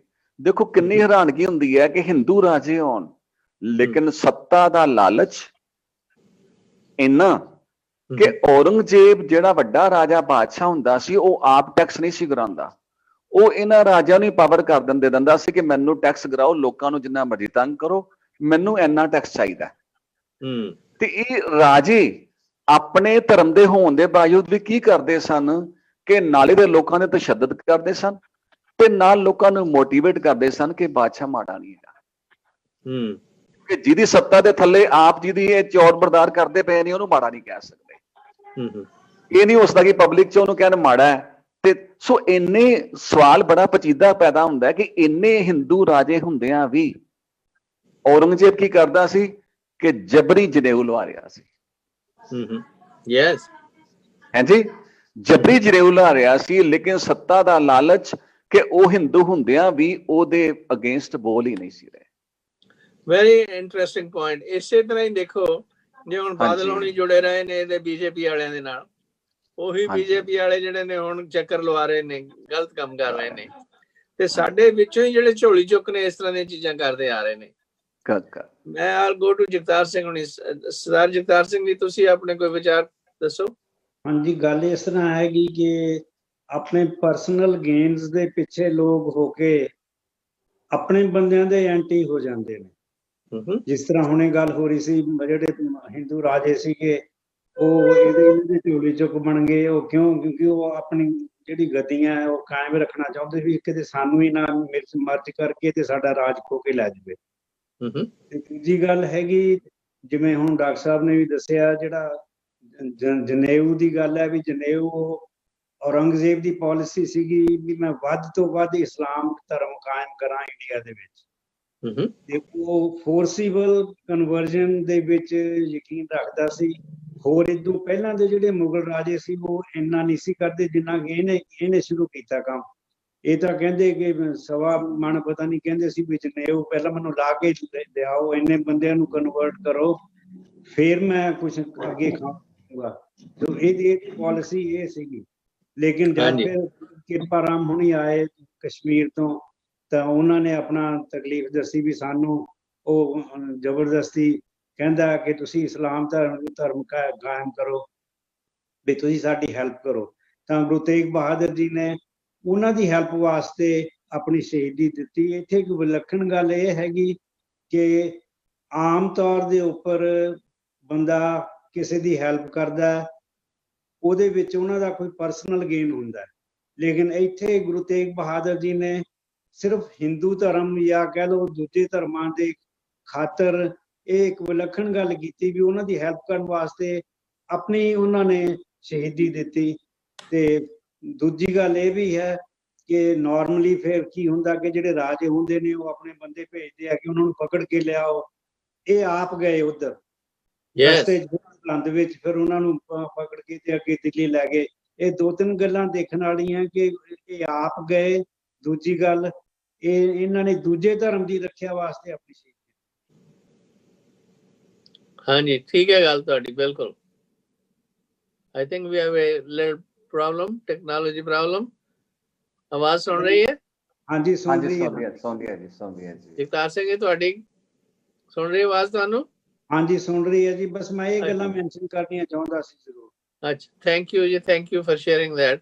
ਤੁਸੀਂ ਤਾਂ ਵੈਸੇ ਵੀ ਹਿਮਾਚਲ ਚ ਰਹੇ ਆ, ਤੁਹਾਨੂੰ ਥੋੜਾ ਬਹੁਤਾ ਜ਼ਿਆਦਾ ਸਾਡੇ ਨਾਲ ਜ਼ਿਆਦਾ ਗਿਆਨ ਹੈ ਇਹਨਾਂ ਚੀਜ਼ਾਂ ਦਾ। ਤੇ ਵੈਸੇ ਹੈ ਬੜੀ ਹੈਰਾਨੀ ਦੀ ਗੱਲ ਕਿ ਵੀ ਜਿਹੜੇ ਲੋਕਾਂ ਦੀ ਮਦਦ ਕੀਤੀ ਜਾਂਦੀ ਹੈ ਉਹੀ ਜਿਹੜੇ ਨੇ ਤੁਹਾਡੇ ਦੁਸ਼ਮਣ ਬਣ ਜਾਂਦੇ ਨੇ। ਉਹੀ ਦੁਸ਼ਮਣ ਬਣ ਗਏ ਜੀ। ਉਹੀ ਜਿਵੇਂ ਗੰਗੂ ਸੀਗਾ, ਗੰਗੂ ਮਹਾਰਾਜ ਦੇ ਘਰ ਦੇ ਵਿੱਚ ਰਸੋਈਆ ਰਹਿਣ ਦੇ ਬਾਅਦ ਦੇ ਵਿੱਚ ਉਹਨਾਂ ਨੂੰ ਛੋਟੇ ਸਾਹਿਬ ਸ਼ਹੀਦੀ ਦਾ ਕਾਰਨ, ਮਾਤਾ ਜੀ ਦੀ ਸ਼ਹੀਦੀ ਦਾ ਕਾਰਨ ਜੋ ਬਣਿਆ ਹੈ ਨੀ। ਇਸੇ ਤਰ੍ਹਾਂ ਬਾਅਦ ਦੇ ਵਿੱਚ ਵੀ ਇਤਿਹਾਸ ਚ ਆਉਂਦਾ ਜਸਪਤ ਤੇ ਲਖਪਤ ਖਾਂ ਕਰਕੇ ਇਸ ਤਰ੍ਹਾਂ ਹੁੰਦੇ ਸੀਗੇ ਉਹ ਜ਼ਕਰੀਆ ਖਾਨ ਦੇ ਨਾਲ। ਉਹ ਕਹਿੰਦੇ ਹੁੰਦੇ ਸੀ ਇੱਕ ਜਿਹੜਾ ਖਾਲਸਾ ਪੰਥ ਹੈ ਖੱਤਰੀ ਨੇ ਗੁਰੂ ਗੋਬਿੰਦ ਸਿੰਘ ਨੇ ਤਿਆਰ ਕੀਤਾ, ਇਹ ਖੱਤਰੀ ਜਿਹੜੇ ਉਹਨਾਂ ਨੇ ਖਤਮ ਕਰਨਾ ਇਸ ਨੂੰ। ਜਸਪਤ ਤੇ ਲਖਪਤ ਇਸ ਤਰ੍ਹਾਂ ਕਹਿੰਦੇ ਹੁੰਦੇ ਸੀਗੇ। ਤੇ ਉਹ ਦੋਨੇ ਜਿਹੜੇ ਉਹਨਾਂ ਨੂੰ ਸਿੱਖਾਂ ਨਾਲ ਲੜਾਈ ਕਰਦਿਆਂ ਮਾਰੇ ਗਏ। ਕਹਿਣ ਦਾ ਭਾਵ ਜਾਣੀ ਤੁਹਾਡੇ ਆਪਣੇ ਬੰਦੇ ਹੀ ਉਹੀ ਮਸਾਲਾ ਹੁਣ ਨਹੀਂ। ਅਮਰਿੰਦਰ ਸਿੰਘ ਦੇਖ ਲਓ ਜਾਂ ਬਾਦਲ ਦੇਖ ਲਓ ਜਾਂ ਕੋਈ ਹੋਰ ਬੰਦੇ ਦੇਖ ਲਓ, ਉਹੀ ਜਿਹੜੇ ਤੁਸੀਂ ਆਪ ਲੀਡਰ ਚੁਣੇ ਹੁੰਦੇ ਨੇ, ਇਹ ਤੁਹਾਡਾ ਵਿਸ਼ਵਾਸਘਾਤ ਕਰਕੇ ਉਹ ਤੁਹਾਨੂੰ ਆਪ ਦੀ ਕੁਨਬਾ ਪਰਵਰੀ ਦੇ ਲਈ ਕੌਮ ਨੂੰ ਖਤਮ ਕਰ ਦਿੰਦੇ ਨੇ। ਬੜੇ ਅਫਸੋਸ ਦੀ ਗੱਲ ਹੈ ਇਹ। ਤੇ ਇਸ ਬਾਬਤ ਹੋਰ ਕੋਈ ਵਿਚਾਰ ਤੁਸੀਂ ਡਾਕਟਰ ਕੁਲਵਿੰਦਰ ਸਿੰਘ ਜੀ? ਹਾਂਜੀ ਸਰ ਇੱਕ ਥਾਟ ਹੈਗੀ ਹੈ ਕਿ ਆਮ ਤੌਰ ਤੇ ਸੁਣਿਆ ਜਾਂਦਾ ਕਿ ਪਾਵਰ ਕਰਪਟਸ। ਹਾਂਜੀ ਠੀਕ ਹੈ, ਉਹਨਾਂ ਨੇ ਇਹ ਸੋਚ ਨੂੰ ਅਗਾਂਹ ਤੋਰਿਆ। ਉਹ ਕਹਿੰਦੇ power does not corrupt, the real corrupting factor is the fear of loss of power। ਕਿ ਜਦੋਂ ਤਾਕਤ ਆ ਜਾਂਦੀ ਹੈ ਤੇ ਤਾਕਤ ਦੇ ਨਾਲ ਬੰਦੇ ਨੂੰ ਇੰਨੀ ਪਕੜ ਹੋ ਜਾਂਦੀ ਹੈ ਕਿ ਉਹ ਤਾਕਤ ਦੇ ਨਾਲ ਜੁੜੇ ਰਹਿਣ ਵਾਸਤੇ ਹਰ ਹੱਥ ਕੰਡੇ ਨੂੰ ਵਰਤਦਾ ਹੈ। ਜਿਸ ਤਰ੍ਹਾਂ ਅਸੀਂ ਨਵੇਂ ਪਾਤਸ਼ਾਹ ਦੇ ਵੇਲੇ ਦੀ ਗੱਲ ਹੀ ਕਰ ਰਹੇ ਹਾਂ, ਉਸੇ ਚੀਜ਼ ਨੂੰ ਮੈਂ ਥੋੜਾ ਹੋਰ ਕੰਟੀਨਿਊ ਕਰਨਾ ਚਾਹਾਂਗਾ ਕਿ ਦੇਖੋ ਹਿੰਦੂ ਰਾਜੇ ਹੋਣ, ਜਿਸ ਤਰ੍ਹਾਂ ਹੁਣੇ ਸਵਾਲ ਕੀਤਾ ਸੀ ਵੀ ਔਰੰਗਜ਼ੇਬ ਹੀ ਜ਼ਿਆਦਾ ਜ਼ਾਲਮ ਸੀ, ਪਹਿਲੇ ਨਹੀਂ ਜ਼ਾਲਮ ਕੀ ਸੀ ਕਿ ਜਦੋਂ ਲਗਾਤਾਰ ਪੁਸ਼ਤ 3 4 5 ਪੁਸ਼ਤਾਂ ਨੇ ਹਿੰਦੁਸਤਾਨ ਤੇ ਰਾਜ ਕਰ ਲਿਆ ਤੇ ਉਹਨਾਂ ਦੇ ਪੈਰ ਪੱਕੇ ਹੋ ਗਏ। ਠੀਕ ਹੈ, ਅੱਗੇ ਮੁਗਲਾਂ ਨੂੰ ਆਪਣਾ ਰਾਜ ਮੇਨਟੇਨ ਕਰਨ ਵਾਸਤੇ ਕੀ ਹੁੰਦਾ ਸੀ, ਹਿੰਦੂ ਰਾਜਿਆਂ ਤੇ ਦਬਾਅ ਪਾ ਕੇ ਰੱਖਣਾ ਪੈਂਦਾ ਸੀ, ਪਰ ਨਾਲ ਦੇ ਨਾਲ ਬਰਾਬਰ ਡਰ ਬਣਿਆ ਰਹਿੰਦਾ ਸੀ ਕਿ ਹੋ ਸਕਦਾ ਕਿਸੇ ਵੇਲੇ ਕੋਈ ਹਿੰਦੂ ਰਾਜਾ ਸਾਡੇ ਅਗੇਂਸਟ ਰਿਵੋਲਟ ਕਰ ਦੇਵੇ। ਉਹ ਅਖੀਰ ਤੇ ਜਦੋਂ ਔਰੰਗਜ਼ੇਬ ਨੇ ਮਹਿਸੂਸ ਕੀਤਾ ਕਿ ਇਹ ਤਾਂ ਸਾਰੇ ਮੇਰਾ ਪਾਣੀ ਭਰਦੇ ਨੇ, ਮੇਰੇ ਅਗੇਂਸਟ ਕੋਈ ਬੋਲਣ ਦੀ ਹਿੰਮਤ ਹੀ ਨਹੀਂ ਰੱਖਦਾ, ਰਾਜੇ ਨੂੰ ਸਾਰਾ ਪਤਾ ਲੱਗ ਜਾਂਦਾ ਸਿਚੁਏਸ਼ਨ ਤੋਂ, ਤੇ ਫਿਰ ਉਹਨੇ ਸੋਚਿਆ ਵੀ ਹੁਣ ਇਹਨਾਂ ਨੂੰ ਵਧਾਈ ਮੁਸਲਮਾਨ ਦਈਏ, ਕਿਉਂਕਿ ਉਸ ਵੇਲੇ ਉਹਦੀ ਪਾਵਰ ਇੰਨੀ ਵੱਧ ਚੁੱਕੀ ਸੀ ਕਿ ਉਹਨੂੰ ਕੋਈ ਡਰ ਹੀ ਨਹੀਂ ਸੀ ਰਹਿ ਗਿਆ। ਕਿਉਂਕਿ ਕਿਸੇ ਬੰਦੇ ਦੇ ਫਾਈਨੈਂਸ਼ੀਅਲ ਰਿਸੋਰਸਿਸ ਤੇ ਅਟੈਕ ਕਰ ਲਓ, ਬੰਦਾ ਉਹਨੂੰ ਬਰਦਾਸ਼ਤ ਕਰ ਲੈਂਦਾ, ਲੇਕਿਨ ਜਦੋਂ ਤੁਸੀਂ ਕਿਸੇ ਦੀ ਅਣਖ ਤੇ, ਕਿਸੇ ਦੀ ਆਤਮਾ ਤੇ, ਕਿਸੇ ਦੇ ਧਰਮ ਤੇ ਅਟੈਕ ਕਰਦੇ ਹੋ ਤੇ ਇਸ ਤੋਂ ਵੱਡਾ ਅਟੈਕ ਦੁਨੀਆ ਤੇ ਕੋਈ ਨਹੀਂ ਹੁੰਦਾ। ਕਿਉਂਕਿ ਬੰਦੇ ਦੀ ਸਾਰੀ ਜਿਹੜੀ ਉਹਦੀ ਥਾਟ ਹੈ ਨਾ, ਥਾਟ ਪ੍ਰੋਸੈਸ ਹੈ, ਉਹ ਸਾਰੀ ਤੇ ਅਟੈਕ ਕਰਤਾ, ਉਹਦੀ ਹੋਂਦ ਨਹੀਂ ਮਾਰ ਰਹੇ ਹੋ। ਲੇਕਿਨ ਹਾਂਜੀ ਫਿਰ ਸਵਾਲ ਇਹ ਉੱਠਦਾ ਹੈ ਕਿ ਦੇਖੋ, ਜਿਸ ਤਰ੍ਹਾਂ ਹੁਣ ਸਵਾਲ ਕੀਤਾ ਭਾਈ ਸਾਹਿਬ ਨੇ ਗੱਲ ਵੀ ਪਾਵਰ ਦਾ ਜਿਹੜੀ ਵੀਕਨੈਸ ਐਨੀ ਹੁੰਦੀ ਹੈ ਕਿ ਇਤਿਹਾਸ 'ਚ ਹਮੇਸ਼ਾ ਦੇਖਿਆ ਗਿਆ ਜਿਹੜਾ ਵੀ ਸ਼ਖਸ ਲੋਕਾਂ ਦੇ ਭਲੇ ਲਈ ਖੜਾ ਹੋਇਆ ਹੈ ਨਾ, ਜਦੋਂ 6ਵੇਂ ਪਾਤਸ਼ਾਹ ਨੇ ਤਲਵਾਰ ਧਾਰਨ ਕੀਤੀ ਹੈ ਨਾ, ਤੇ ਕਈ ਸਿੱਖਾਂ ਦੇ ਅੰਦਰ ਹੀ ਸਵਾਲ ਪੈਦਾ ਹੋ ਗਿਆ। ਮਾਤਾ ਜੀ ਨੂੰ ਜਾ ਕੇ ਕਹਿਣ ਲੱਗੇ, ਕਿਉਂ ਭਾਵੇਂ ਜਿੰਨੀ ਮਰਜ਼ੀ ਭਗਤੀ ਹੋਵੇ, ਜਦ ਤੱਕ ਬੰਦਾ ਕਿਸੇ ਚੀਜ਼ ਲਈ ਤਿਆਰ ਨਹੀਂ ਨਾ, ਤੇ ਉਹਦੇ 'ਚ ਕੋਈ ਨਾ ਕੋਈ ਕਮੀ ਹੁੰਦੀ ਹੈ। ਸਾਰੇ ਸਿੱਖ ਨਹੀਂ ਸਨ ਇਸ ਤਰ੍ਹਾਂ, ਸਿੱਖਾਂ ਦੀ ਤੇ ਬੜੀ ਵੱਡੀ ਫੌਜ ਨੇ ਫੋਲੋ ਕੀਤਾ, ਲੇਕਿਨ ਕੁਝ ਸਿੱਖ ਜਿਹੜੇ ਕਮਜ਼ੋਰ ਇਰਾਦੇ ਵਾਲੇ ਸਨ, ਉਹ ਮਾਤਾ ਜੀ ਨੂੰ ਕਹਿਣ ਲੱਗੇ ਧਰਮ ਦਾ ਕੁਰਬਾਨ ਨਾਲ ਕੀ ਸੰਬੰਧ ਹੈ। ਸੋ ਲੋਕੀ ਅਣਖ ਨੂੰ ਜਿਹੜਾ ਨਾ ਉਹ ਧਰਮ ਤੋਂ ਅਲੱਗ ਸਮਝਦੇ ਨੇ ਤੇ ਨਿਮਰਤਾ ਨੂੰ ਕਾਇਰਤਾ ਬਣਾ ਕੇ ਕਾਇਰਤਾ ਨੂੰ ਨਿਮਰਤਾ ਸਮਝ ਲੈਂਦੇ ਨੇ। Very good. ਹਾਂਜੀ ਯੈਸ, ਉਹ ਕਾਇਰਤਾ ਇੱਕ ਲਿਮਿਟ ਨੂੰ, ਜਿਹੜੀ ਨਿਮਰਤਾ ਇੱਕ ਲਿਮਿਟ ਨੂੰ ਜਦੋਂ ਕ੍ਰਾਸ ਕਰ ਜਾਂਦੀ ਹੈ ਨਾ, ਤੇ ਉਹ ਕਾਇਰਤਾ ਬਣ ਜਾਂਦੀ ਹੈ। ਔਰ ਧਰਮ ਦੇ ਵਾਸਤੇ ਸਭ ਤੋਂ ਪਹਿਲਾਂ ਜਿਹੜਾ ਪੁਆਇੰਟ ਹੈ ਨਾ, ਫੈਕਟਰ ਹੈਗਾ, ਉਹ ਤੁਹਾਡੀ ਸੈਲਫ ਰਿਸਪੈਕਟ ਹੈ। ਜੇ ਤੁਹਾਡੇ ਅੰਦਰ ਸੈਲਫ ਰਿਸਪੈਕਟ ਨਹੀਂ ਹੈਗੀ ਤਾਂ ਤੁਸੀਂ ਧਰਮੀ ਹੋ ਹੀ ਨਹੀਂ ਸਕਦੇ। ਕਿਉਂਕਿ ਧਰਮ ਕੀ ਹੈ, ਆਤਮਾ ਨੂੰ ਪ੍ਰਮੋਟ ਕਰਨਾ, ਸਰੀਰ ਤੇ ਦੀ ਕੁਰਬਾਨੀ ਦੇ ਕੇ, ਮਟੀਰੀਅਲ ਦੀ ਕੁਰਬਾਨੀ ਦੇ ਕੇ, ਤੇ ਜਿਹੜਾ ਬੰਦਾ ਕੁਰਬਾਨੀ ਨਹੀਂ ਦੇ ਸਕਦਾ ਉਹ ਧਰਮੀ ਨਹੀਂ ਹੋ ਸਕਦਾ। ਇਹ ਪ੍ਰੀ ਕੰਡੀਸ਼ਨ ਹੈ। Very good point. ਆਪਣੇ ਜਗਦੀਸ਼ ਜੀ, ਤੁਸੀਂ ਕੋਈ ਹੋਰ ਚੀਜ਼ ਐਡ ਕਰਨੀ ਚਾਹੋ गुरु तेग बहादुर जी बाबत, सतनामियों बाबत? मैं उनके बारे में एक ही कहूँगा कि दुनिया के सबसे बड़े इस ऐतिहासिक क्रांति युग के महापुरुष थे, जिनको हम आज दुनिया के इस संसार में जो उसकी विचारधारा को लेके जाने की आवश्यकता है, क्योंकि गुरु जी ने सत्य ज्ञान प्रचार लोक कल्याण के लिए अपने जीवन को कुर्बान किया। और ये जो आदिकाल से सत्य नाम का सच्चा मार्ग था, उसको उन्होंने अपने जीवन पर्यंत पूरे मानवता तक ले जाने का प्रयास किया। और यही कारण था कि दुनिया के लोग, यहाँ तक के हिंदू धर्म के लोग भी उनकी शरण में गए और अपनी रक्षा के लिए गुहार किया। लेकिन हम अगर आज के इस उनकी सदी को देखते हैं कि 16 अप्रैल 1621 में उनका जन्म हुआ और 26 नवंबर 1975, मतलब वो लगभग 54 साल के जीवन काल में जो उन्होंने मानवता के लिए और सच्चाई के लिए दुनिया में जो मिसाल कायम किया, ऐसे महान शहीदी गुरु इस दुनिया में न कभी आया है न कभी आएगा। और Thank you. उनका ये जीवन काल हमें प्रेरणा देती है, मानवता को जोड़ने के लिए प्रेरणा देती है। और उनका ये शहीदी दिवस हम सबों के लिए, हम सभी मानवता की जात के लिए एक मिसाल है। हम गुरु तेग बहादुर जी के उस तमाम शहीद हुए लोगों के इस शहीद को हम संकल्प लेते हैं और मानवता को जोड़ने के लिए उनके विचारधाराओं को दुनिया तक फैलाने की बहुत ही जरूरत है। तभी हम गुरु नानक नाम लेवा, सतनाम लेवा, सभी जाति धर्म के लोगों को तोड़ करके एक सच्चा मार्ग, सतनाम का मार्ग में हम जा सकते हैं। तभी उनके इस शहीदी का सार्थकता हमारे इस जीवन में आएगा। Thank you. अच्छा जगदीश जी, ये बताओ कि वो जो वीरभान जी हुए हैं नौरनाल के इलाके में, वीरभान जी वो कौन थे और उनका कैसे जोड़मेल हुआ गुरु तेग बहादुर जी से?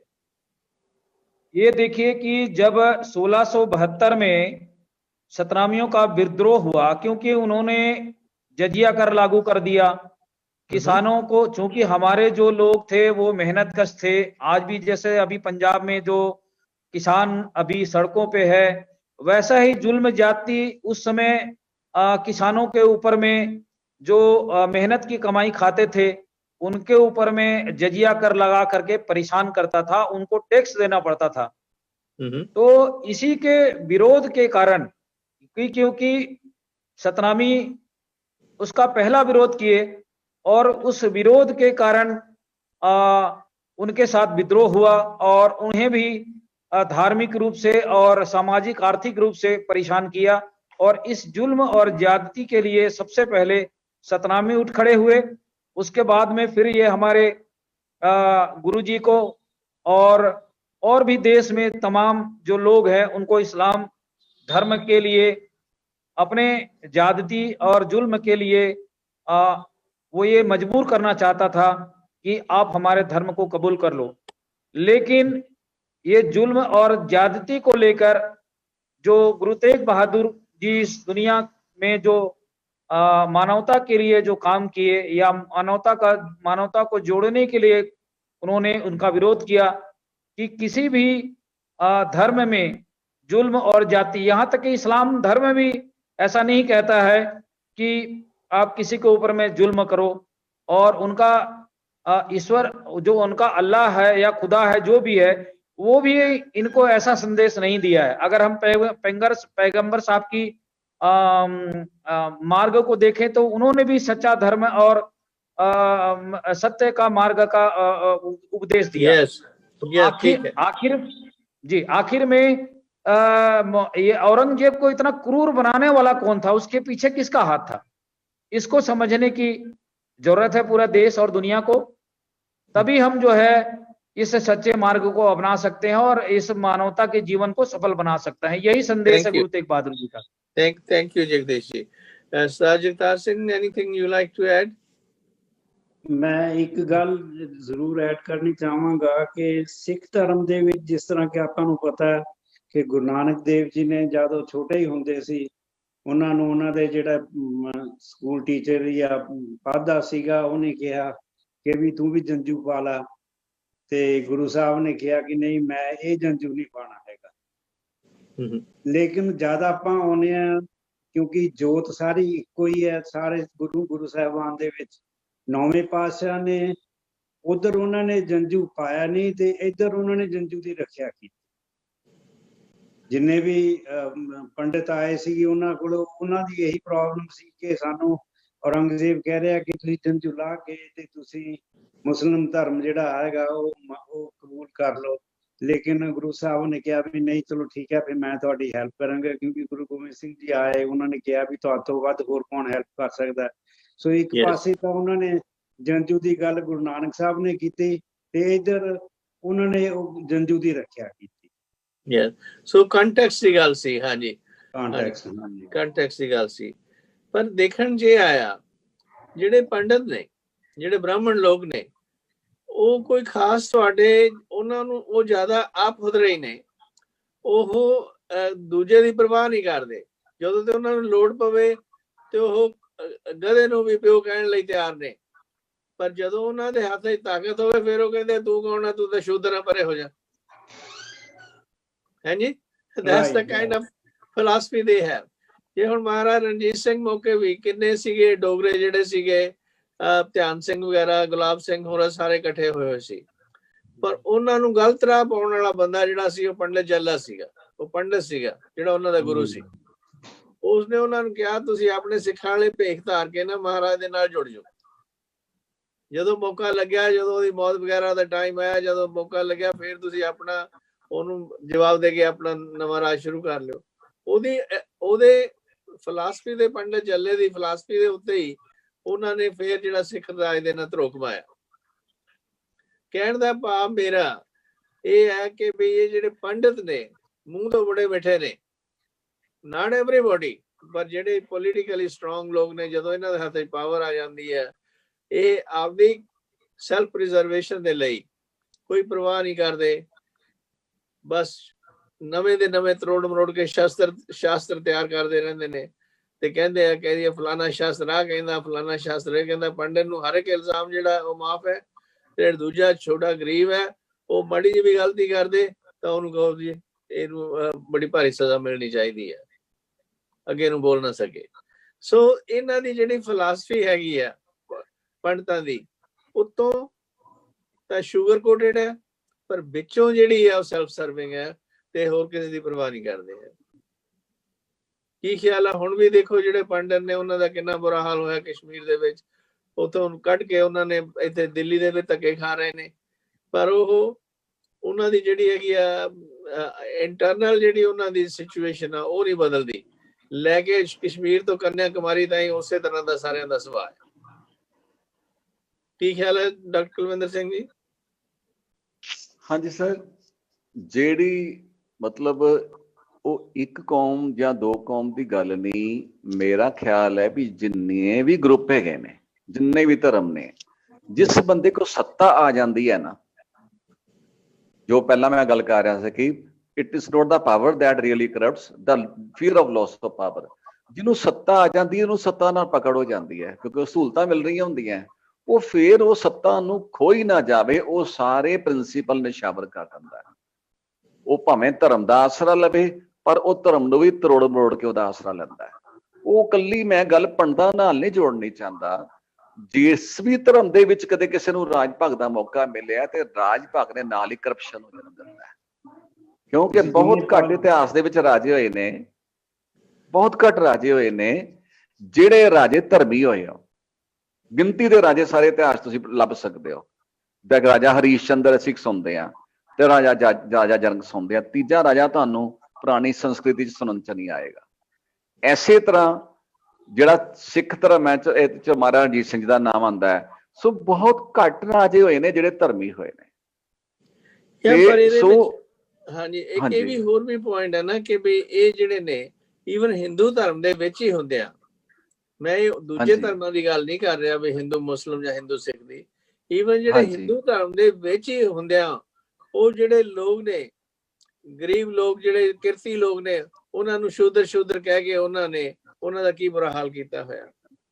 ਕਿਵੇਂ ਉਹਨਾਂ ਦੀ ਜਿਹੜੀ ਪਾਵਰਟੀ ਉਹਨਾਂ ਦੇ ਵਿੱਚ ਹੈ, ਗਰੀਬੀ ਉਹਨਾਂ ਦੇ ਵਿੱਚ ਹੈ, ਤਸੀਹੇ ਉਹਨਾਂ ਨੂੰ ਦਿੱਤੇ ਜਾਂਦੇ ਆ, ਸੈਗਰੀਗੇਟ ਉਹਨਾਂ ਨੂੰ ਕੀਤਾ ਜਾਂਦਾ, ਹਲੇ ਉਹ ਹਿੰਦੂ ਧਰਮ ਦਾ ਹੀ ਹਿੱਸਾ ਨਹੀਂ। ਪਰ that kind of philosophy is not, I have not seen anywhere ਕਿ ਤੁਹਾਡੇ ਆਪਣੇ ਬੰਦੇ ਹੀ ਤੁਹਾਡਾ ਜਿਹੜਾ ਹੈਗਾ ਤੁਹਾਨੂੰ ਤਸੀਹੇ ਦੇਈ ਜਾਣ ਇਸ ਤਰ੍ਹਾਂ। ਪਰ ਫਿਰ ਵੀ ਲੋਕ ਜਿਹੜੇ ਨੇ ਉਹ ਕਹਿੰਦੇ ਆ ਜੀ ਅਸੀਂ ਹਿੰਦੂ ਹਾਂ, ਅਸੀਂ ਜਾਂ ਜੀ ਸਾਡੇ ਦੇਵੀ ਦੇਵਤਿਆਂ ਦੇ ਚੱਕਰਾਂ ਦੇ ਵੀ ਫਸੇ ਰਹਿੰਦੇ ਨੇ। ਇਹ ਕੀ ਖਿਆਲ ਹੈ ਆਪਣੇ ਜਗਦੀਸ਼ ਜੀ, ਇਹ ਕਿਉਂ ਹੈ? ਕਿਉਂ ਲੋਕ ਜਿਹੜੇ ਨੇ ਬਾਵਜੂਦ ਹਿੰਦੂ ਧਰਮ ਦੇ ਵਿੱਚ ਹੀ ਉਹ ਜਿਹੜੇ ਪੰਡਤ ਨੇ ਉਹਨਾਂ ਦੀ ਕਰੀ ਜਾਂਦੇ ਆ ਦੁਰਗਤੀ, ਤੇ ਫਿਰ ਵੀ ਉਹ ਆਪਣੇ ਆਪ ਪੰਡਤਾਂ ਦੇ ਨਾਲ जुड़े हुए ने, ਉਹਨਾਂ ਤੋਂ ਹੀ सब चीज कराਉਂਦੇ ने। देखिए, इनके जो डीएनए में ये शामिल है, आज सिद्ध हो चुका है डीएनए में कि ये इनकी जो नीति और नीयत है ये क्या है, दुनिया को सबको मालूम है, ज्यादा कुछ कहने की जरूरत नहीं है, और ये अपनी करतूत से कभी ये बाज नहीं आएंगे। पर नहीं, एक बात, मेरा सवाल ये है कि ये तो इनकी करतूत है ही है, वो तो हमें पता ही है, पर जो जी। लोग इनके जुल्म सह रहे हैं वो इस जुल्म तो बचने ਦੇ ਲਈ क्यों नहीं अपना सोचते, वो क्यों इन्हां दे मगर लगे हुए ने?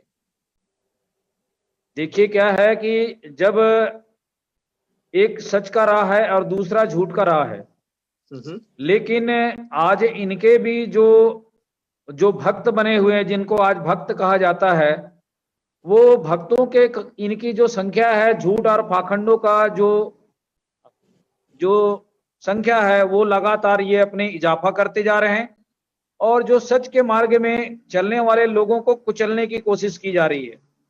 एक तो इनके पास में सत्ता का हथियार आ चुका है और संसाधन के रूप में भी ये मजबूत हो गए हैं। जिस ढंग से औरंगजेब मजबूत हो गया था दुनिया भर का टैक्स वसूल करके, वैसे ही सत्ताधारी लोग जो मुट्ठी भर लोग हैं, जैसे हम इंडिया की अगर बात करें तो अब ईवीएम की सरकार जो बन गई है, जो अन्नदाता किसान आज जो सड़कों पर है, उनकी ये ना एक सुन रहे हैं ना एक देख रहे हैं, क्योंकि ये जो झूठे लोग हैं या जो इनकी जो संख्या है, ये कहीं ना कहीं उस क्रूर और उस तानाशाही को दर्शाता है, जो औरंगजेब की जुल्म जाति को ही दर्शाता है आज का परिस्थिति भी। और वैसे ही ये जो सरकार है ऐसे ही जुल्म अन्याय अत्याचार कर रही है। लेकिन अब भारत की जो जनता है वो सड़कों पर उतर करके सच और झूठ की लड़ाई लड़ने के लिए आमने सामने हो गए हैं। और निश्चित रूप से गुरु नानक जी का जो ये जन्म दिवस अभी हम मनाए हैं, और 26 नवंबर को किसानों ने जो संविधान दिवस मनाया, ये दो जो भारत के संविधान निर्माता है उसका दिन, और हमारे सच्चे गुरु नानक देव जी के जो जन्म दिवस है, ये दोनों संकल्प हमारे इस झूठ और सच की लड़ाई को फतह हासिल करेगी और हमें सच्चा न्याय मिलेगा। Thank you. सरदार जगतार सिंह, ਤੁਹਾਡੇ ਕੀ ਵਿਚਾਰ ਨੇ? मैं ਕਿਉਂ अपने ਇਹ ਲੋਕ विचार ਜਿਹੜੇ ਨੇ, ਕਿਉਂ ਲੋਕ ਜਿਹੜੇ ਨੇ, ਜਿਹੜੇ ਆਪਣੇ ਆਪ ਨੂੰ ਜਿਹਨਾਂ ਸ਼ੂਦਰ ਕਿਹਾ ਜਾਂਦਾ ਹੈ, ਕਿਉਂ ਫਿਰ ਪੰਡਤਾਂ ਕੋਲੇ ਜਾਂਦੇ ਨੇ ਪੁੱਛ ਪਛਾਉਣ ਦੇ ਲਈ, ਟੇਵੇ ਬਣਾਉਣੇ ਆ, ਵਿਆਹ ਦੇ ਲਈ ਗਏ, ਹੋਰ ਚੀਜ਼ਾਂ ਦੇ ਲਈ ਗਏ, ਕਿਉਂ ਉਹਨਾਂ ਦਾ ਖਹਿੜਾ ਛੱਡਦੇ ਨਹੀਂ? ਜਦੋਂ ਨਾਲੇ ਤਾਂ ਜੁੱਤੀਆਂ ਖਾਂਦੇ ਉਹਨਾਂ ਦੀਆਂ ਤੇ ਨਾਲੇ ਉਹਨਾਂ ਨੂੰ ਮੰਨਦੇ ਆ, ਨਾਲੇ ਉਹਨਾਂ ਪੈਸੇ ਦਿੰਦੇ ਨੇ, ਤੇ ਫਿਰ ਵੀ ਇਹ ਇਹਦੇ ਮਗਰ ਕੀ ਰਾਜ਼ ਲੁਕਿਆ ਹੈ? ਮੇਰੇ ਹਿਸਾਬ ਨਾਲ ਤਾਂ ਜੀ ਇਦਾਂ ਲੱਗਦਾ ਹੈ ਕਿ ਉਹ ਵੀਡੀਓ ਫੈਕਟਰ ਜਿਹੜਾ ਪਾਲਦੇ ਹੈ ਨਾ, ਕਿ ਲਓ ਜੀ ਆ ਸ਼ਨੀ ਆ ਗਿਆ, ਸ਼ੁਕਰ ਆ ਗਿਆ, ਤੁਹਾਨੂੰ ਆ ਹੋ ਜਾਏਗਾ, ਤੁਹਾਨੂੰ ਆ ਹੋ ਜਾਏਗਾ, ਤੇ ਉਸ ਦੇ ਡਰ ਪਿੱਛੇ ਹੀ, ਉਸ ਡਰ ਨੂੰ ਖਤਮ ਕਰਨ ਪਿੱਛੇ ਜਾਂ ਉਹਦਾ ਸੋਲੂਸ਼ਨ ਲੱਭਣ ਪਿੱਛੇ ਫਿਰ ਉਹਨਾਂ ਮਗਰ ਭੱਜਦੇ ਨੇ, ਜਿਹੜਾ ਕਿ ਆਪਣੇ ਧਰਮ ਦੇ ਵਿੱਚ, ਸਿੱਖ ਧਰਮ ਦੇ ਵਿੱਚ ਇਹ ਬਿਲਕੁਲ ਸੁਪਰਸਟੀਸ਼ਨ ਜਾਂ ਹੋਰ ਐਥੀਕਲ ਕਾਰਨਾਂ ਤੋਂ ਉਹਨਾਂ ਨੇ ਸਾਨੂੰ ਮਨਾ ਕੀਤਾ। ਲੇਕਿਨ ਆਮ ਬੰਦਾ ਜਿਹੜਾ ਹੁੰਦਾ ਉਹ ਫਿਰ ਪੰਡਤਾਂ ਨੂੰ, ਪੰਡਤ ਆਪਣੇ ਆਪ ਨੂੰ ਵੈਸੇ ਵੀ ਉੱਚੀ ਜਾਤ ਦਾ ਸਮਝਦੇ ਨੇ, ਤੇ ਫਿਰ ਉਹ ਡਰਾਉਂਦੇ ਨੇ ਇੰਨੇ ਤਰੀਕੇ ਨਾਲ ਕਿ ਤੁਸੀਂ ਅਪਾਉ ਨਹੀਂ ਕੀਤਾ, ਤੁਹਾਡੇ ਬੱਚੇ ਨੂੰ ਆਹ ਹੋ ਜਾਊਗਾ, ਤੁਹਾਡੇ ਬੱਚੇ ਨੂੰ ਆਹ ਹੋ ਜਾਏਗਾ, ਤੁਹਾਨੂੰ ਆਹ ਹੋ ਜਾਏਗਾ। ਉਸ ਪਿੱਛੇ ਲੋਕ ਫਿਰ ਉਹਨਾਂ ਦੇ ਮਗਰ ਭੱਜਦੇ। ਕਿਉਂ ਡਾਕਟਰ ਕੁਲਵਿੰਦਰ ਸਿੰਘ ਜੀ, ਤੁਸੀਂ ਐਜ਼ ਅ ਫਿਜ਼ੀਸ਼ੀਅਨ ਦੱਸੋ ਹੁਣ ਇਹਦਾ ਕੀ ਕਾਰਨ ਹੈ? ਕਿਉਂ ਲੋਕ ਕਿਉਂ ਇਹ ਮੂਰਖਤਾ ਦੇ ਵਿੱਚ ਕਿਉਂ ਪਏ ਨੇ, ਬਾਵਜੂਦ ਉਹਨਾਂ ਨੂੰ ਪਤਾ ਬਈ ਸਾਡੇ ਇਹ ਫਾਇਦੇਮੰਦ ਨਹੀਂ ਹੈ, ਸਾਡੇ ਪਖੰਡਵਾਜ ਪਾ ਕੇ ਸਾਨੂੰ ਇਹ ਗਲਤ ਰਾਹ ਤੇ ਲਿਜਾ ਰਹੇ ਨੇ, ਲੁੱਟ ਰਹੇ ਨੇ, ਫਿਰ ਵੀ ਲੋਕ ਕਿਉਂ ਉਹਨਾਂ ਦੇ ਕਿਉਂ ਵਾਈ ਆਰ ਦੇ ਹਿਪਨੋਟਾਈਜ਼ਡ ਬਾਈ them? ਸਰ ਦੇਖੋ, ਜਦੋਂ ਵੀਕਨੈਸ ਆ ਜਾਂਦੀ ਹੈ ਨਾ, ਵੀਕਨੈਸ ਕਿਸੇ ਸੈਕਟ ਦੇ ਵਿੱਚ, ਤੇ ਧਰਮ ਦੀ ਯੂਜ਼ ਉਹਨੂੰ ਐਕਸਪਾਇਰਡ ਕਰਨ ਵਾਸਤੇ ਵਰਤੀ ਜਾਵੇ, ਉਹਨੂੰ ਵਹਿਮੀ ਬਣਾਉਣ ਵਾਸਤੇ। ਇਤਿਹਾਸ ਨੂੰ ਆਪਾਂ ਸਾਰਾ ਫਰੋਲੀਏ, ਜੋ ਵਿਸ਼ਾ ਡਿਸਕਸ ਕਰ ਰਹੇ ਆ ਨਾ, ਤੇ ਦੇਖੋ ਜਦੋਂ ਬ੍ਰਾਹਮਣ ਨੇ ਇੱਕ ਕੰਪਲਸਰੀ ਕਰਤਾ ਤੇ ਕੇਵਲ ਜਿਹੜੇ ਵੇਦ ਨੇ ਉਹ ਬ੍ਰਾਹਮਣ ਹੀ ਪੜ੍ਹ ਸਕਦਾ, ਨਾ ਤਾਂ ਛਤਰੀ ਪੜ੍ਹੇਗਾ, ਤੇ ਸ਼ੂਦਰ ਵੈਸ਼ ਤੇ ਗੱਲ ਹੀ ਛੱਡ ਦਿਓ, ਨੌਲੇਜ ਤੇ ਬੰਨ ਲਿੱਤੀ ਗਈ। ਹੁਣ ਜਦੋਂ ਇੱਕ ਬੰਦੇ ਨੂੰ ਗਿਆਨ ਦਾ ਹਾਸਲ ਕਰਨ ਦਾ ਹੱਕ ਹੀ ਨਹੀਂ ਹੈਗਾ, ਉਹਨੂੰ ਜੋ ਕਹਿ ਦੋ ਉਹਦੇ ਲਈ ਉਹੀ ਗਿਆਨ ਹੈ, ਉਹਨੂੰ ਕਹਿ ਦਿਓ ਕਿਤਾਬ 'ਚ ਲਿਖਿਆ ਹੈ, ਉਹ ਗ੍ਰੰਥ ਪੜ੍ਹ ਹੀ ਨਹੀਂ ਸਕਦਾ, ਤੁਸੀਂ ਉਹਨੂੰ ਬੜਾ ਐਕਸਪਲਾਇਟ ਕਰ ਸਕਦੇ ਹੋ। ਸੋ ਜਿਹੜੇ ਸ਼ੂਦਰ ਵੈਸ਼ ਦੀ ਐਕਸਪਲਾਇਟੇਸ਼ਨ ਦਾ ਜਿਹੜਾ ਕਾਰਨ ਸੀ ਨਾ, ਉਹਦਾ ਜ਼ਿਆਦਾ ਕਾਰਨ ਇਹੀ ਸੀ ਕਿ ਉਹਨੂੰ ਪੜ੍ਹਨ ਦਾ ਹੱਕ ਨਹੀਂ ਦਿੱਤਾ ਗਿਆ, ਉਹਨੂੰ ਜੋ ਕਹਿਤਾ ਵੀ ਗ੍ਰੰਥ 'ਚ ਲਿਖਿਆ ਉਹਨੂੰ ਮੰਨਣਾ ਪੈਣਾ, ਪਹਿਲਾ ਇਸ਼ੂ। ਦੂਜੀ ਗੱਲ, ਗੁਰੂ ਨਾਨਕ ਸਾਹਿਬ ਦੇ ਵੇਲੇ ਦੀ ਮੈਂ ਗੁਰਬਾਣੀ ਦੀ ਇੱਕ ਲਾਈਨ ਨੂੰ ਸ਼ੇਅਰ ਕਰਨਾ ਚਾਹਾਂਗਾ। ਗੁਰਬਾਣੀ 'ਚ ਲਾਈਨ ਆਉਂਦੀ ਹੈ, ਮੁਗਲ ਪਠਾਨਾ ਭਈ ਲੜਾਈ। ਉਹ ਕਹਿੰਦੇ ਦੇਖੋ ਧਰਤੀ ਹੋਵੇ ਹਿੰਦੁਸਤਾਨ ਦੀ, ਜਿੱਥੇ ਇੰਨੀਆਂ ਸਦੀਆਂ ਤੋਂ ਇੱਕ ਹਿੰਦੂ ਧਰਮ ਕਾਬਜ ਹੋਵੇ, ਪਰ ਜਦੋਂ ਰਾਜੇ ਦੀਆਂ ਨੀਤੀਆਂ ਮਾੜੀਆਂ ਹੁੰਦੀਆਂ ਉਹਨੇ ਆਪਣੀ ਜਨਤਾ ਨੂੰ ਹੀ ਵੰਡਤਾ, ਜਾਤ ਦੇ ਵਿੱਚ ਜਨਤਾ ਨਾਲ ਧੱਕੇ ਕਰਨੇ ਸ਼ੁਰੂ ਕਰਤੇ ਤੇ ਕਮਜ਼ੋਰ ਹੋ ਜਾਂਦਾ ਦੇਸ਼। ਕਹਿੰਦੇ ਇੱਥੇ ਦੇਖੋ ਕਿੰਨੀ ਹਾਸੋਹੀਣੀ ਸਥਿਤੀ ਬਣੀ ਹੈ, ਕਿੰਨੀ ਦੁਖਦਾਈ ਸਥਿਤੀ ਹੈ ਕਿ ਦੋ ਰਾਜੇ ਆ ਕੇ ਲੜਦੇ ਪਏ ਨੇ, ਦੋਨੋਂ ਹੀ ਰਾਜੇ ਹਿੰਦੁਸਤਾਨ ਦੇ ਨਹੀਂ ਹੈਗੇ, ਮੁਗਲ ਤੇ ਪਠਾਨ। ਦੇਖੋ ਹਿੰਦੁਸਤਾਨ ਲੜ ਹੀ ਨਹੀਂ ਰਿਹਾ, ਮੁਗਲ ਵੀ ਬਾਹਰੋਂ ਆਇਆ ਹੋਇਆ ਤੇ ਪਠਾਨ ਵੀ ਬਾਹਰੋਂ ਆਇਆ, ਤੇ ਉਹ ਹਿੰਦੁਸਤਾਨ ਦੀ ਧਰਤੀ ਆ ਕੇ ਲੜ ਰਹੇ ਨੇ। ਕਿਸ ਚੀਜ਼ ਲਈ ਲੜ ਰਹੇ ਨੇ? ਵੀ ਮੁਗਲ ਕਹਿ ਰਿਹਾ ਮੈਂ ਰਾਜ ਕਰਨਾ ਹਿੰਦੁਸਤਾਨ ਤੇ ਪਠਾਨ ਕਹਿ ਰਿਹਾ ਮੈਂ ਰਾਜ ਕਰ ਰਿਹਾ। ਤੇ ਜਿਹੜੇ ਅਸਲੀ ਹਿੰਦੁਸਤਾਨੀ ਹੈ ਉਹ ਰਾਜ ਭਾਗ ਤੋਂ ਕਿੰਨੀ ਦੂਰ ਹੈ, ਵੀ ਉਹਨਾਂ ਦਾ ਐਗਜ਼ਿਸਟੈਂਸ ਹੀ ਨਹੀਂ ਹੈਗਾ। ਇਹ ਉਸ ਸਮੇਂ ਦੀ ਕਮਜ਼ੋਰੀ ਨੂੰ ਸ਼ੋ ਕਰਦਾ ਹੈ ਕਿ ਗੁਰੂ ਨਾਨਕ ਸਾਹਿਬ ਵੇਲੇ ਦੀ ਪੰਕਤੀ ਹੈ। ਹਾਂਜੀ, 1999 ਤੇਗ ਚਲਾਈ, ਹਾਂਜੀ, ਉਹ ਜਿਨਕੀ ਚੀਰੀ ਦਰਗਾਹ ਫਾਟੀ ਤੰਨਾ ਮਿਲਣਾ ਭਾਈ। ਸੋ ਇਹਦੇ ਚ ਉਹਨਾਂ ਦੱਸਿਆ ਵੀ ਦੋ ਬਾਹਰੀ ਤਾਕਤਾਂ ਆ ਕੇ ਹਿੰਦੁਸਤਾਨ ਚ ਲੜ ਰਹੀਆਂ ਕਿ ਮੈਂ ਰਾਜ ਕਰਨਾ, ਮੈਂ ਰਾਜ ਕਰਨਾ, ਤੇ ਜਿਹੜਾ ਅਸਲੀ ਦੇਸ਼ ਹੈ ਉਹਦਾ ਐਗਜ਼ਿਸਟੈਂਸ ਹੀ ਨਹੀਂ ਗਾ ਕਿਧਰੇ। ਉਹ ਤੇ ਬਿਲਕੁਲ ਵੇਟ ਕਰ ਰਿਹਾ ਕਿ ਮੈਨੂੰ ਰਾਜ ਕੌਣ ਕਰਦਾ, ਏ ਪਾਰਟੀ ਰਾਜ ਕਰਦੀ ਜਾਂ ਬੀ ਪਾਰਟੀ ਰਾਜ ਕਰਦੀ ਹੈ, ਤੇ ਉਹਦਾ ਆਪਣਾ ਸ਼ਮੂਲੀਅਤ ਹੀ ਨਹੀਂ ਹੈ। ਇਹ ਸਾਡੀ ਹਾਂਜੀ, we're falling into the same kind of situation with privatization of everything in India. The resources for the poor people are becoming lesser and lesser, and as a result that means they can't be educated, they can't be fed, and they cannot be treated properly. So it's really a very very sad situation. ਕੀ ਖਿਆਲ ਹੈ ਸਰਦਾਰ Jagtar Singh? Privatisation ਸਾਰਾ ਕੁਝ ਹੋਇਆ ਹੈ, ਉਹਨਾਂ ਦੇ ਆਪਣੇ interest ਪਿੱਛੇ ਹੈ ਜੀ ਸਾਰਾ ਕੁਝ। ਉਹਨਾਂ ਨੇ ਜਿਵੇਂ ਹੁਣ ਕਿਸਾਨਾਂ ਦੀ ਮਾੜੀ ਹਾਲਤ, ਪਹਿਲਾਂ ਵੀ ਕਿੰਨੀ ਮਾੜੀ ਹਾਲਤ ਹੈ, ਤੇ ਆ ਹੁਣ ਨਵੇਂ ਕਾਨੂੰਨ ਬਣਾ ਕੇ ਉਹ ਹੋਰ ਉਹਨਾਂ ਨੂੰ ਢਹਿੰਦੀਆਂ ਗੱਲਾਂ ਚ ਲਿਜਾਣਾ ਚਾਹ ਰਹੇ ਨੇ, ਤੇ ਸੁਣਵਾਈ ਕੋਈ ਨਹੀਂ ਹੈ। ਇਹ ਪਰ ਇਹ ਹਾਲਾਤ ਇੱਕ ਕ੍ਰੀਏਟ ਕਿਹਨੇ ਕੀਤੇ ਆ? ਅਸੀਂ ਆਪ ਹੀ ਕੀਤੇ ਆ ਕ੍ਰੀਏਟ, ਕਿਉਂਕਿ ਅਸੀਂ ਵੋਟਾਂ ਪਾ ਕੇ ਉਹਨਾਂ ਲੋਕਾਂ ਨੂੰ ਚੁਣਿਆ। ਹੁਣ ਭਾਈ ਸਾਹਿਬ ਜਿਵੇਂ ਪਹਿਲਾਂ ਤੁਸੀਂ ਗੱਲ ਕਰ ਰਹੇ ਸੀਗੇ ਵੀ ਹੁਣ ਜਿਵੇਂ ਬਾਦਲ ਗਰੁੱਪ ਨੇ, ਹਾਲਾਂਕਿ ਅਕਾਲੀ ਗਰੁੱਪ ਦੇ ਬੰਦੇ ਤੇ ਮਿਲ ਗਏ ਉਧਰ ਜਨਸੰਘੀਆਂ ਦੇ ਨਾਲ, ਕਿਉਂ? ਤਾਂ ਕਿ ਸਾਡੀ ਜਿਹੜੀ ਹੈ ਪਾਵਰ ਉਹ ਕਾਇਮ ਰਹੇ। ਇਹਨੂੰ ਕੌਣ ਸਮਝ ਸਕਦਾ ਹੁਣ? ਲੇਕਿਨ ਫਿਰ ਵੀ ਲੋਕ ਵੋਟਾਂ ਪਾਉਂਦੇ ਆ ਉਹਨਾਂ ਨੂੰ। ਸੋ ਇਹ ਇਲਾਜ ਕੀ ਹੈ ਜੀ ਇਹਨਾਂ ਚੀਜ਼ਾਂ ਦਾ? ਕਿੱਥੋਂ ਮਤਲਬ ਦਰੁਸਤੀ ਕਿਵੇਂ ਆਊਗੀ? ਆਪਣੇ ਲੈਵਲ ਤੇ ਸਮਝਣ ਦੀ ਗੱਲ ਹੈ ਜੀ। ਇਹ ਤਾਂ ਫਿਰ ਆਪਣੇ ਘਰਾਂ ਦੇ ਵਿੱਚ ਬੈਠ ਕੇ, ਬੱਚਿਆਂ ਦੇ ਵਿੱਚ ਬੈਠ ਕੇ ਸੋਚਿਆ ਜਾਵੇ ਵੀ ਆਪਾਂ ਕੱਲ ਨੂੰ ਜੇ ਫਿਰ ਦੁਬਾਰਾ ਵੋਟਾਂ ਪੈਣੀਆਂ, ਕਿਹਨੂੰ ਵੋਟ ਪਾਈਏ। Yeah, that's a good point. ਤੁਹਾਡਾ ਕੀ ਖਿਆਲ ਹੈ ਡਾਕਟਰ ਕੁਲਵਿੰਦਰ ਸਿੰਘ? ਕਿਸ ਤਰ੍ਹਾਂ ਇਹ ਦਰੁਸਤੀ ਲਿਆਂਦੀ ਜਾਵੇ? ਹਾਂਜੀ ਸਰ, ਦੇਖੋ ਜਿੰਨੀ ਵੀ ਜੇ ਅਸੀਂ ਗੁਰੂ ਇਤਿਹਾਸ ਨੂੰ ਦੇਖੀਏ ਤੇ ਗੁਰੂ ਨਾਨਕ ਸਾਹਿਬ ਨੇ ਜਿਹੜੀ ਜੰਗ ਸ਼ੁਰੂ ਕੀਤੀ ਉਹਨੂੰ ਫਾਈਨਲ ਟੱਚ ਦਸਮ ਪਾਤਸ਼ਾਹ ਨੇ ਦਿੱਤੀ ਤਕਰੀਬਨ 250 ਸਾਲ ਦੇ ਅਰਸੇ ਦੇ ਵਿੱਚ। ਜਿਹੜੀ ਜਨਤਾ ਦਾ ਮਾਨਸਿਕ ਮਿਆਰ ਜਦੋਂ ਡਿੱਗ ਜਾਂਦਾ ਹੈ ਨਾ, ਜਨਤਾ ਕਮਜ਼ੋਰ ਹੋ ਜਾਂਦੀ ਹੈ, ਉਹਨਾਂ ਦੇ ਵਿੱਚ ਅਣਖ ਭਰਨੀ, ਸਵੈ ਮਾਨ ਭਰਨਾ, ਇਹ ਪ੍ਰੀ ਕੰਡੀਸ਼ਨ ਹੈ ਮੇਰੇ ਹਿਸਾਬ ਸੇ।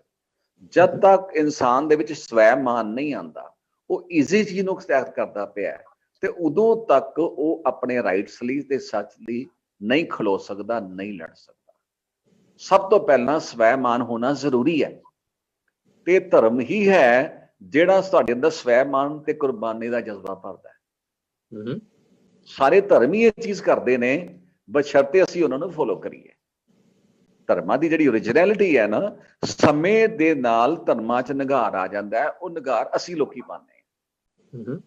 ਜਿਹੜੇ ਪਹਿਲਾਂ ਪੈਗੰਬਰ ਸ਼ੁਰੂ ਕਰਦੇ ਨੇ ਕਿਸੇ ਧਰਮ ਨੂੰ, ਉਹਨਾਂ ਦੇ ਅਸੂਲ ਬਹੁਤ ਅੱਛੇ ਹੁੰਦੇ ਨੇ, ਪਰ ਸਮੇਂ ਦੇ ਨਾਲ ਜਦੋਂ ਉਹਦੇ ਤੇ ਪੋਲੀਟੀਕਲ ਪ੍ਰੈਸ਼ਰ ਪੈ ਜਾਂਦਾ ਹੈ ਨਾ, ਤੇ ਪੋਲੀਟੀਕਲ ਲੋਕ ਉਹ ਧਰਮ ਦੇ ਮਿਸ ਮੀਨਿੰਗ ਜੋੜ ਦਿੰਦੇ ਨੇ ਆਪਣੇ ਫਾਇਦੇ ਵਾਸਤੇ।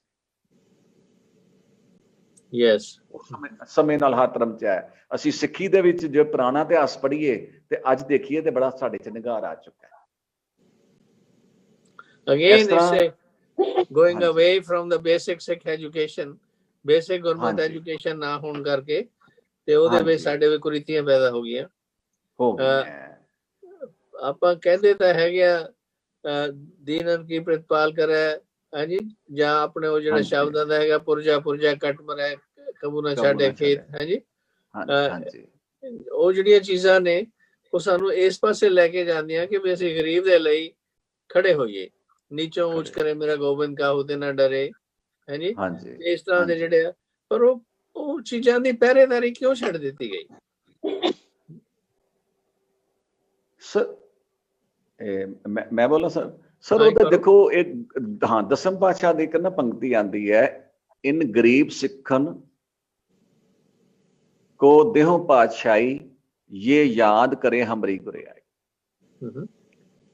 ਗੁਰੂ ਸਾਹਿਬਾਨ ਨੇ ਜਦੋਂ ਧਰਮ ਦੇ ਵਿੱਚ ਇਕੁਐਲਿਟੀ ਨੂੰ ਕ੍ਰੀਏਟ ਕੀਤਾ, ਖੰਡੇ ਬਾਟੇ ਦੇ ਅੰਮ੍ਰਿਤ ਵਾਸਤੇ ਕੋਈ ਕਾਸਟਿਜ਼ਮ ਨਹੀਂ, ਕੋਈ ਵੱਖਵਾਦ ਨਹੀਂ, ਜਿਹੜਾ ਮਰਜ਼ੀ ਆ ਕੇ ਗੁਰਸਿੱਖੀ ਦੇ ਅਸੂਲਾਂ ਦੇ ਚੱਲ ਕੇ ਸਿੱਖ ਬਣ ਸਕਦਾ ਹੈ। ਤੇ ਜਿੰਨੇ ਵੀ ਲਤਾੜੇ ਹੋਏ ਜਾਂ ਸਪਰੈਸਡ ਕਲਾਸਿਸ ਸਨ ਬਾਕੀ ਧਰਮਾਂ ਦੇ ਵਿੱਚ, ਉਹਨਾਂ ਨੇ ਸਿੱਖੀ ਨੂੰ ਅਡਾਪਟ ਕਰਨਾ ਸ਼ੁਰੂ ਕਰਤਾ। ਤੇ ਕੁਝ ਸਮੇਂ ਦੇ ਵਿੱਚ ਹੀ ਨਵੇਂ ਪਾਤਸ਼ਾਹ ਨੇ ਸ਼ਹੀਦੀ ਪਾਈ ਹੈ, ਤੇ ਦਸਮ ਪਾਤਸ਼ਾਹ ਨੇ ਕੁਝ ਸਮੇਂ ਦੇ ਵਿੱਚ ਹੀ ਔਰੰਗਜ਼ੇਬ ਦੇ ਨਾਲ ਮੁਕਾਬਲਾ ਕੀਤਾ। ਇੰਨੇ ਮਹੀਨੇ ਲਗਾਤਾਰ 6 ਮਹੀਨੇ 8 ਮਹੀਨੇ ਘੇਰਾਬੰਦੀ ਨੂੰ ਝੱਲਣਾ, ਏਡੀ ਵੱਡੀ ਤਾਕਤ ਦੀ ਜਿਹਦੇ ਅੱਗੇ ਸਾਰਾ ਹਿੰਦੁਸਤਾਨ ਹੀ ਪਾਣੀ ਭਰਦਾ ਵੇ, ਕੋਈ ਛੋਟੀ ਗੱਲ ਨਹੀਂ ਸੀ, ਹਾਂਜੀ। ਸੋ ਉਹਦਾ ਕਾਰਨ ਕੀ ਸੀ ਕਿ ਗੁਰੂ ਸਾਹਿਬ ਨੇ ਇਕੁਐਲਿਟੀ, ਬਰਾਬਰਤਾ ਦਾ ਦਰਜਾ ਹਰ ਕਿਸੇ ਨੂੰ ਦਿੱਤਾ। ਬਰਾਬਰਤਾ ਦਾ ਦਰਜਾ ਦੇਣ ਨਾਲ ਹਰ ਬੰਦੇ 'ਚ ਸਵੈਮਾਨ ਪੈਦਾ ਹੋਇਆ, ਤੇ ਸਵੈਮਾਨੀ ਹੀ ਲੜ ਸਕਦਾ ਹੈ। ਜਿਹਨੂੰ ਘਰ ਦੇ ਵਿੱਚ ਧੱਕੇ ਪੈਂਦੇ ਪਏ ਨੇ, ਉਹਨੇ ਬਾਹਰ ਕਿੱਥੇ ਜਾ ਕੇ ਲੜਨਾ? ਉਹ ਬਾਹਰ ਵੀ ਕੰਪਰੋਮਾਈਜ਼ ਹੀ ਕਰੇਗਾ, ਬਾਹਰ ਜਾ ਕੇ ਵੀ ਜੋ ਸੌਖਾ ਰਸਤਾ ਲੱਭੇਗਾ। ਸੋ ਸਵੈਮਾਨ ਗੁਰੂ ਸਾਹਿਬ ਨੇ ਦਿੱਤਾ ਸਿੱਖ ਨੂੰ। ਜੋ ਵੀ ਸਿੱਖੀ ਦੇ ਵਿੱਚ ਆਇਆ ਉਹ ਸਵੈਮਾਨ ਹੀ ਸੀ, ਜਿਹਦੇ ਕਰਕੇ ਸਿੱਖਾਂ ਨੇ ਇੰਨੇ ਵੱਡੇ ਕਾਰਨਾਮੇ, ਥੋੜੀ ਜਿਹੀ ਗਿਣਤੀ ਵਿੱਚ ਇੰਨੇ ਵੱਡੇ ਕਾਰਨਾਮੇ ਥੋੜੇ ਜਿਹੇ ਸਮਝ ਕਰਕੇ ਦਿਖਾ। ਤਾਂ ਇਹ ਮਹਾਰਾਜ ਮਸ਼ਹੂਰ ਹੈ ਨਾ, ਚਿੜੀਆਂ ਕੋਲੋਂ ਬਾਜ ਤੜਾਉ, 1.25 ਲੱਖ ਸੇਕ ਲੜਾਉ, ਤਵੀ ਗੋਬਿੰਦ ਸਿੰਘ ਨਾਮ ਖਾਓ। ਚਿੜੀਆਂ ਕਿਹੜੀਆਂ ਨੇ? ਜਿਹੜੇ ਛੋਟੀਆਂ ਜਾਤਾਂ ਦੇ ਲੋਕ ਨੇ, ਜਿਹਨਾਂ ਨੂੰ ਸ਼ੂਦਰ ਕਹਿ ਲਓ, ਉਹ ਚਿੜੀਆਂ ਹੀ ਨੇ ਨਾ। ਉਹਨਾਂ ਨੂੰ ਉਹਨਾਂ ਦੀ ਤਾਕਤ ਭਰ ਦੇਣੀ, ਉਹਨਾਂ ਸਵੈਮਾਨ ਭਰ ਦੇਣਾ, ਉਹਨਾਂ ਦੇ ਵਿੱਚ ਜਜ਼ਬਾ ਲਿਆਉਣਾ, ਤੇ ਜਿਹੜੇ ਆਪਣੇ ਆਪ ਨੂੰ ਬਾਜ ਸਮਝਦੇ ਸੀ ਉਹਨਾਂ ਦਾ ਮੁਕਾਬਲਾ ਕਰਾ ਦੇਣਾ, ਤੇ ਉਹਨਾਂ ਨੂੰ ਹਾਰ ਦਵਾ ਦੇਣੀ, ਤੇ ਜਾਂ ਉਹਨਾਂ ਤੋਂ ਉਹਨਾਂ ਦੀ ਹਾਰ ਨਾ ਮੰਨਣੀ ਦਾ ਜਜ਼ਬਾ ਜਿਹੜਾ ਕਾਇਮ ਦੈਮ ਕੀਤਾ ਮਹਾਰਾਜ ਨੇ। ਦੈਟਸ ਵਾਟ 1.25 ਲੱਖ ਸੇਕ ਲੜਾਉਣ ਵਾਲੀ ਗੱਲ ਹੈ, ਹਾਂਜੀ। ਕੀ ਖਿਆਲ ਹੈ ਸਰਦਾਰ ਜਗਤਾਰ ਸਿੰਘ? ਇਹ ਬਿਲਕੁਲ ਠੀਕ ਹੈ ਜੀ। ਉਹ ਆਮ ਤਾਂ ਦਿਖਾਉਂਦੇ ਨਾ ਬਈ ਆ ਚਿੜੀਆਂ ਜਿਹੜੀਆਂ ਦੇਖੋ ਜੀ ਤਗੜੀਆਂ ਹੋ ਗਈਆਂ, ਅੰਮ੍ਰਿਤ ਦੀ ਘੁੱਟ ਭਰ ਕੇ ਹੁਣ ਬਾਜਾ ਨਾਲ ਲੜਾਈ ਕਰ ਰਹੀ ਹੈ। ਦੈਟਸ ਅ ਸਿੰਬੋਲਿਜ਼ਮ ਆਫ ਰਿਐਲਿਟੀ, ਕਿ ਬਈ ਕਿਸ ਤਰ੍ਹਾਂ ਮੰਨ ਲਓ ਜਿਹੜੇ ਸੀਗੇ ਲੋਕ ਨੀਵੀਆਂ ਜਾਤਾਂ ਦੇ, ਉਹਨਾਂ ਦੇ ਵਿੱਚ ਕਿਵੇਂ ਮਹਾਰਾਜ ਨੇ ਜਾਗਰਤਾ ਪੈਦਾ ਕੀਤੀ। ਹਾਂਜੀ। Chalo, that's been a good discussion. We will continue in the next program again next Wednesday. Any last words, Dr. Sahab, ਤੁਸੀਂ ਕਹਿਣੇ ਹੁਣ? ਹਾਂਜੀ ਸਰ, ਜੋ ਤੁਸੀਂ ਚਿੜੀਆਂ ਤੋਂ ਮੈਂ ਬਾਜ ਚੜਾਉਂ ਦੀ ਗੱਲ ਕਰ ਰਹੇ ਸੀ, ਤੇ ਉਹ ਮੈਨੂੰ ਪੰਕਤੀ ਯਾਦ ਆ ਗਈ ਕਿ ਗੁਰੂ ਸਾਹਿਬਾਨ ਨੇ ਹਰ ਕਿਸੇ ਨੂੰ ਰੈਕੋਗਨਾਈਜ਼ ਕੀਤਾ। ਪਿੱਛੋਂ ਪਰਮਾਤਮਾ ਦੇ ਸਾਰਿਆਂ ਨੂੰ ਮਨ ਤੋਂ ਜੋਤ ਸਰੂਪ ਹੈ, ਆਪਣਾ ਮੂਲ ਪਛਾਣ। ਜਿਹੜਾ ਵੀ ਮਨੁੱਖ ਦੇ ਚ ਆਇਆ ਉਹਦੇ ਮਗਰ ਬਹੁਤ ਜ਼ਿਆਦਾ ਆਤਮਿਕ ਸ਼ਕਤੀ ਹੈਗੀ ਹੈ। ਆਂਦਾ ਨਾ, ਗੁਰਸੇਵਾ ਤੇ ਭਗਤ ਕਮਾਈ ਤਬੇ ਮਾਨਸ ਦੇਈ ਪਾਈ। ਮਨੁੱਖਾਂ ਦੇ ਐਵੇਂ ਨਹੀਂ ਮਿਲਦੀ, ਪੁਰਾਣੇ ਬੜੇ ਅੱਛੇ ਕਰਮ ਤੇ ਭਗਤੀ ਹੁੰਦੀ ਹੈ। ਸੋ ਪਰ ਜਦੋਂ ਸਮਾਂ ਉਹਨੂੰ ਦਬਾਉਣਾ ਸ਼ੁਰੂ ਕਰ ਦਿੰਦਾ, ਤੇ ਉਹਦੀ ਜਿਹੜੀ ਤਾਕਤ ਨੂੰ ਮੌਕਾ ਨਹੀਂ ਮਿਲਦਾ। ਗੁਰੂ ਸਾਹਿਬ ਨੇ ਰੈਕੋਗਨਾਈਜ਼ ਕਰਕੇ ਹਰ ਕਿਸੇ ਨੂੰ ਉਹ ਤਾਕਤ ਨੂੰ ਉੱਭਰਨ ਦਾ ਮੌਕਾ ਦਿੱਤਾ, ਤੇ ਉਸ ਤਾਕਤ ਨੇ ਬੜੀਆਂ ਵੱਡੀਆਂ ਤਾਕਤਾਂ ਨੂੰ ਪਛਾੜਿਆ। That's all. ਜਗਤਾਰ ਸਿੰਘ ਨੇ ਸ਼ਬਦ ਪੜ੍ਹਦੇ ਹੁੰਦੇ, ਭਜੋ ਗੋਬਿੰਦ, ਕਬੀਰ ਦਾ ਸ਼ਬਦ ਹੈ, ਭੂਲ ਮਤ ਜਾਓ, ਮਾਨਸ ਜਨਮ ਕਾ ਹੀ ਲਾਓ, ਗੋਬਿੰਦ ਭੂਲ ਮਤ ਜਾਓ, ਮਾਨਸ ਜਨਮ ਕਾ ਇਹੀ ਲਾ। ਹਾਂਜੀ। ਸੋ ਲਾ ਇਹੀ ਹੈ, ਇਹਦੇ ਵਿੱਚ ਤਾਂ ਹੀ ਰੱਬ ਨਾਲ ਜੁੜ ਕੇ ਹੀ ਸਾਡੇ ਸਵੈਮਾਨ ਜਿਹੜਾ ਡਰਤਾ ਤਾਂ ਹੀ ਪੈਦਾ ਹੋਣੀ ਹੈ ਵਾਹਿਗੁਰੂ ਦੇ ਨਾਲ। ਹਾਂਜੀ। ਤੇ ਜਦੋਂ ਅਸੀਂ ਇੱਕ ਓਮਕਾਰ ਦੇ ਪੁਜਾਰੀ ਬਣ ਗਏ, ਫਿਰ ਸਾਡਾ ਸਤਨਾਮ ਮੇਲ ਹੋਇਆ। ਸਤਨਾਮ ਕਰਤਾ ਪੁਰਖ ਨਿਰਭਉ ਨਿਰਵੈਰ ਦੇ ਜਿਹੜੇ ਗੁਣ ਨੇ ਉਹ ਸਾਨੂੰ ਸਮਝਣ ਲੱਗਣ ਲੱਗਦੀ ਆ। ਅਕਾਲ ਮੂਰਤ ਅਜੂਨੀ ਸਹਿਬੰਗ ਗੁਰਪ੍ਰਸਾਦ। ਹਾਂਜੀ ਗੁਰੂ ਦੀ ਕਿਰਪਾ ਦੇ ਨਾਲ ਸਾਡੇ ਵਿੱਚ ਪ੍ਰਗਟ ਹੋਣੇ ਸ਼ੁਰੂ ਹੋ ਜਾਂਦੇ ਨੇ। ਹੌਲੀ ਹੌਲੀ ਉਹਨਾਂ ਨੂੰ ਪ੍ਰਗਟ ਹੁੰਦਿਆਂ ਨੂੰ ਫਿਰ ਉਹਦਾ ਹੀ ਜਾਪ ਕਰਦੇ ਹੋਏ ਮਹਾਰਾਜ ਜਦੋਂ ਕਹਿੰਦੇ ਜਪ ਆਦਿ ਸੱਚ ਜੁਗਾਦ ਸੱਚ ਹੈ ਵੀ ਸੱਚ ਨਾਨਕ ਹੋਸੀ ਵੀ ਸੱਚ। ਸ਼ੁਰੂਆਤ ਤੋਂ ਇੱਕ ਓਂਕਾਰ ਹੈ, ਉਹ ਜੁਗਾਂ ਜਗੰਤਰਾਂ ਜੀ ਹੁਣ ਵੀ ਤੇ ਅੱਗੇ ਨੂੰ ਵੀ ਉਹਦੇ ਨਾਲ ਹੀ ਜੋੜੋ, ਤੂੰ ਹੀ। ਬਾਕੀ ਦਾ ਜਿਹੜੇ ਰਾਹ ਨੇ ਉਹ ਤਾਂ ਵਕਾਰ ਪੈਦਾ ਕਰਨ ਵਾਲੀ ਨੇ, ਤੇ ਉਹ ਵਕਾਰਾਂ ਦੇ ਵਿੱਚ ਜਿਹੜਾ ਬੜਾ ਮਤਲਬ ਟੌਰਚਰ ਹੈਗੀ ਆ, ਦੁੱਖ ਤਕਲੀਫ ਹੈ। ਐਸੇ ਸ਼ਬਦ ਚ ਮੈਂ ਲਾਈਨ ਕਰਨਾ, ਐਸੇ ਸ਼ਬਦ ਚ ਲਾਈਨ ਆਉਂਦੀ ਹੈ ਜੀ, ਜਿਹੜਾ ਤੇ ਭਜੋ ਗੋਬਿੰਦ ਭੋਲ ਮਾ ਜਾਓ, ਇਹੀ ਤੇਰਾ ਅਵਸਰ ਇਹੀ ਤੇਰੀ ਬਾਤ, ਘੱਟ ਪੀਤਰ ਤੂੰ ਦੇਖ ਵਿਚਾਰ। ਹਾਂਜੀ, ਸੋ ਉਹ ਕਹਿੰਦੇ ਇਹ ਤੇਰੀ ਗੋਲਡਨ ਅਪਰਚੁਨਿਟੀ ਮਿਲਦੀ ਹੈ ਤੇ ਉਹਨੂੰ ਅਵੇਲ ਕਰ। Yes, very true. Sir Jagtar Singh, last word from you. ਬਸ ਲਾਸਟ ਵਰਡ ਮੈਂ ਤਾਂ ਇਹੀ ਕਹਾਂਗਾ ਜੀ ਕਿ ਗੁਰੂ ਸਾਹਿਬਾਨ ਨੇ ਜਿਵੇਂ ਸ਼ਹੀਦੀਆਂ ਦਿੱਤੀਆਂ ਜਾਂ ਹੋਰ ਸਾਰੇ ਗੁਰੂ ਸਾਹਿਬਾਨ ਨੇ ਜਿਵੇਂ ਆਪਣੀ ਫਿਲਾਸਫੀ ਦਿੱਤੀ, ਉਹਨਾਂ ਨੂੰ ਸਮਝ ਕੇ ਤੇ ਉਹਨਾਂ ਤੇ ਚੱਲਣ ਦਾ ਆਪਾਂ ਕੋਸ਼ਿਸ਼ ਕਰੀਏ, ਤਾਂ ਹੀ ਸਾਡਾ ਜੀਵਨ ਸਫਲ ਰਹੇ। That's true. So we must focus on our children and grandchildren, ਹੈ ਜੀ, ਖਾਸ ਤੌਰ ਤੇ ਆਲੇ ਦੁਆਲੇ ਦੇ ਬੱਚਿਆਂ ਦੇ ਵਿੱਚ, ਵੀ ਕਿੱਦਾਂ ਉਹਨਾਂ 'ਚ ਅਵੇਅਰਨੈਸ ਕ੍ਰੀਏਟ ਕਰੀਏ, ਕਿਵੇਂ ਉਹਨਾਂ ਨੂੰ ਇਸ ਪਾਸੇ ਲਾ ਕੇ ਸ਼ੁਰੂਆਤ ਤੋਂ ਜੇ ਜੋੜੀਏ ਨਾ, ਤੇ ਫਿਰ ਹੀ ਉਹ ਜਿਹੜਾ ਛੋਟੇ ਜਿਹੜੇ ਸੀਡ ਆ ਉਹ ਪ੍ਰਫੁੱਲਤ ਹੋ ਕੇ ਵੱਡਾ ਦਰਖਤ ਬਣਨਗੇ, ਹੈ ਜੀ। ਪਰ ਜਿਹੜੀ ਸ਼ੁਰੂਆਤ ਆ ਛੋਟੇ ਲੈਵਲ ਤੋਂ ਸ਼ੁਰੂ ਹੋਣੀ ਆ, ਤੇ ਇਸੇ ਤਰ੍ਹਾਂ ਮਹਾਰਾਜ ਸਾਨੂੰ ਹੋਰ ਬੁੱਧੀ ਬਖਸ਼ਣ ਤੇ ਹੋਸ਼ ਤੇ ਜੋਸ਼ ਦੋਨੇ ਨਾਲੋਂ ਨਾਲ ਬਖਸ਼ਣ, ਤਾਂ ਕਿ ਅਸੀਂ ਉਹਨਾਂ ਦੇ ਪਾਇਆ ਪੂਰਨਾਂ ਤੇ ਚੱਲਦੇ ਰਹੀਏ। ਸੋ ਵਿਲ ਕੰਟੀਨਿਊ ਰੋਲ ਆਫ ਗੁਰੂ ਤੇਗ ਬਹਾਦਰ ਜੀ, ਜਦੋਂ ਕਿਸ ਤਰ੍ਹਾਂ ਉਹ ਰਾਜਾ ਜੈ ਸਿੰਘ ਦੇ ਨਾਲ ਗਏ ਸੀਗੇ ਅਸਾਮ ਵੱਲ, ਤੇ ਕਿਸ ਤਰ੍ਹਾਂ ਉਹਨਾਂ ਨੇ as a peace making role peace maker ਤੇ ਕੀਤਾ, ਐਂਡ ਬਾਕੀ ਦੀਆਂ ਹੋਰ ਘਟਨਾਵਾਂ ਉਹਨਾਂ ਦੇ ਜੀਵਨ ਦੀਆਂ। ਚਲੋ ਜੀ, ਇੰਨਾ ਕਹਿੰਦੇ ਹੋਏ, this is the end of our program. Thank you for the participants and the audience, and please subscribe to this program if you are not already doing it, and whatever financial help you may be able to do it will be highly appreciated. So thanks again. Guru Har Pakhu Chaddiyan Kala Bakshe. Waheguru Ji Ka Khalsa, Waheguru Ji Ki Fateh. Thank you.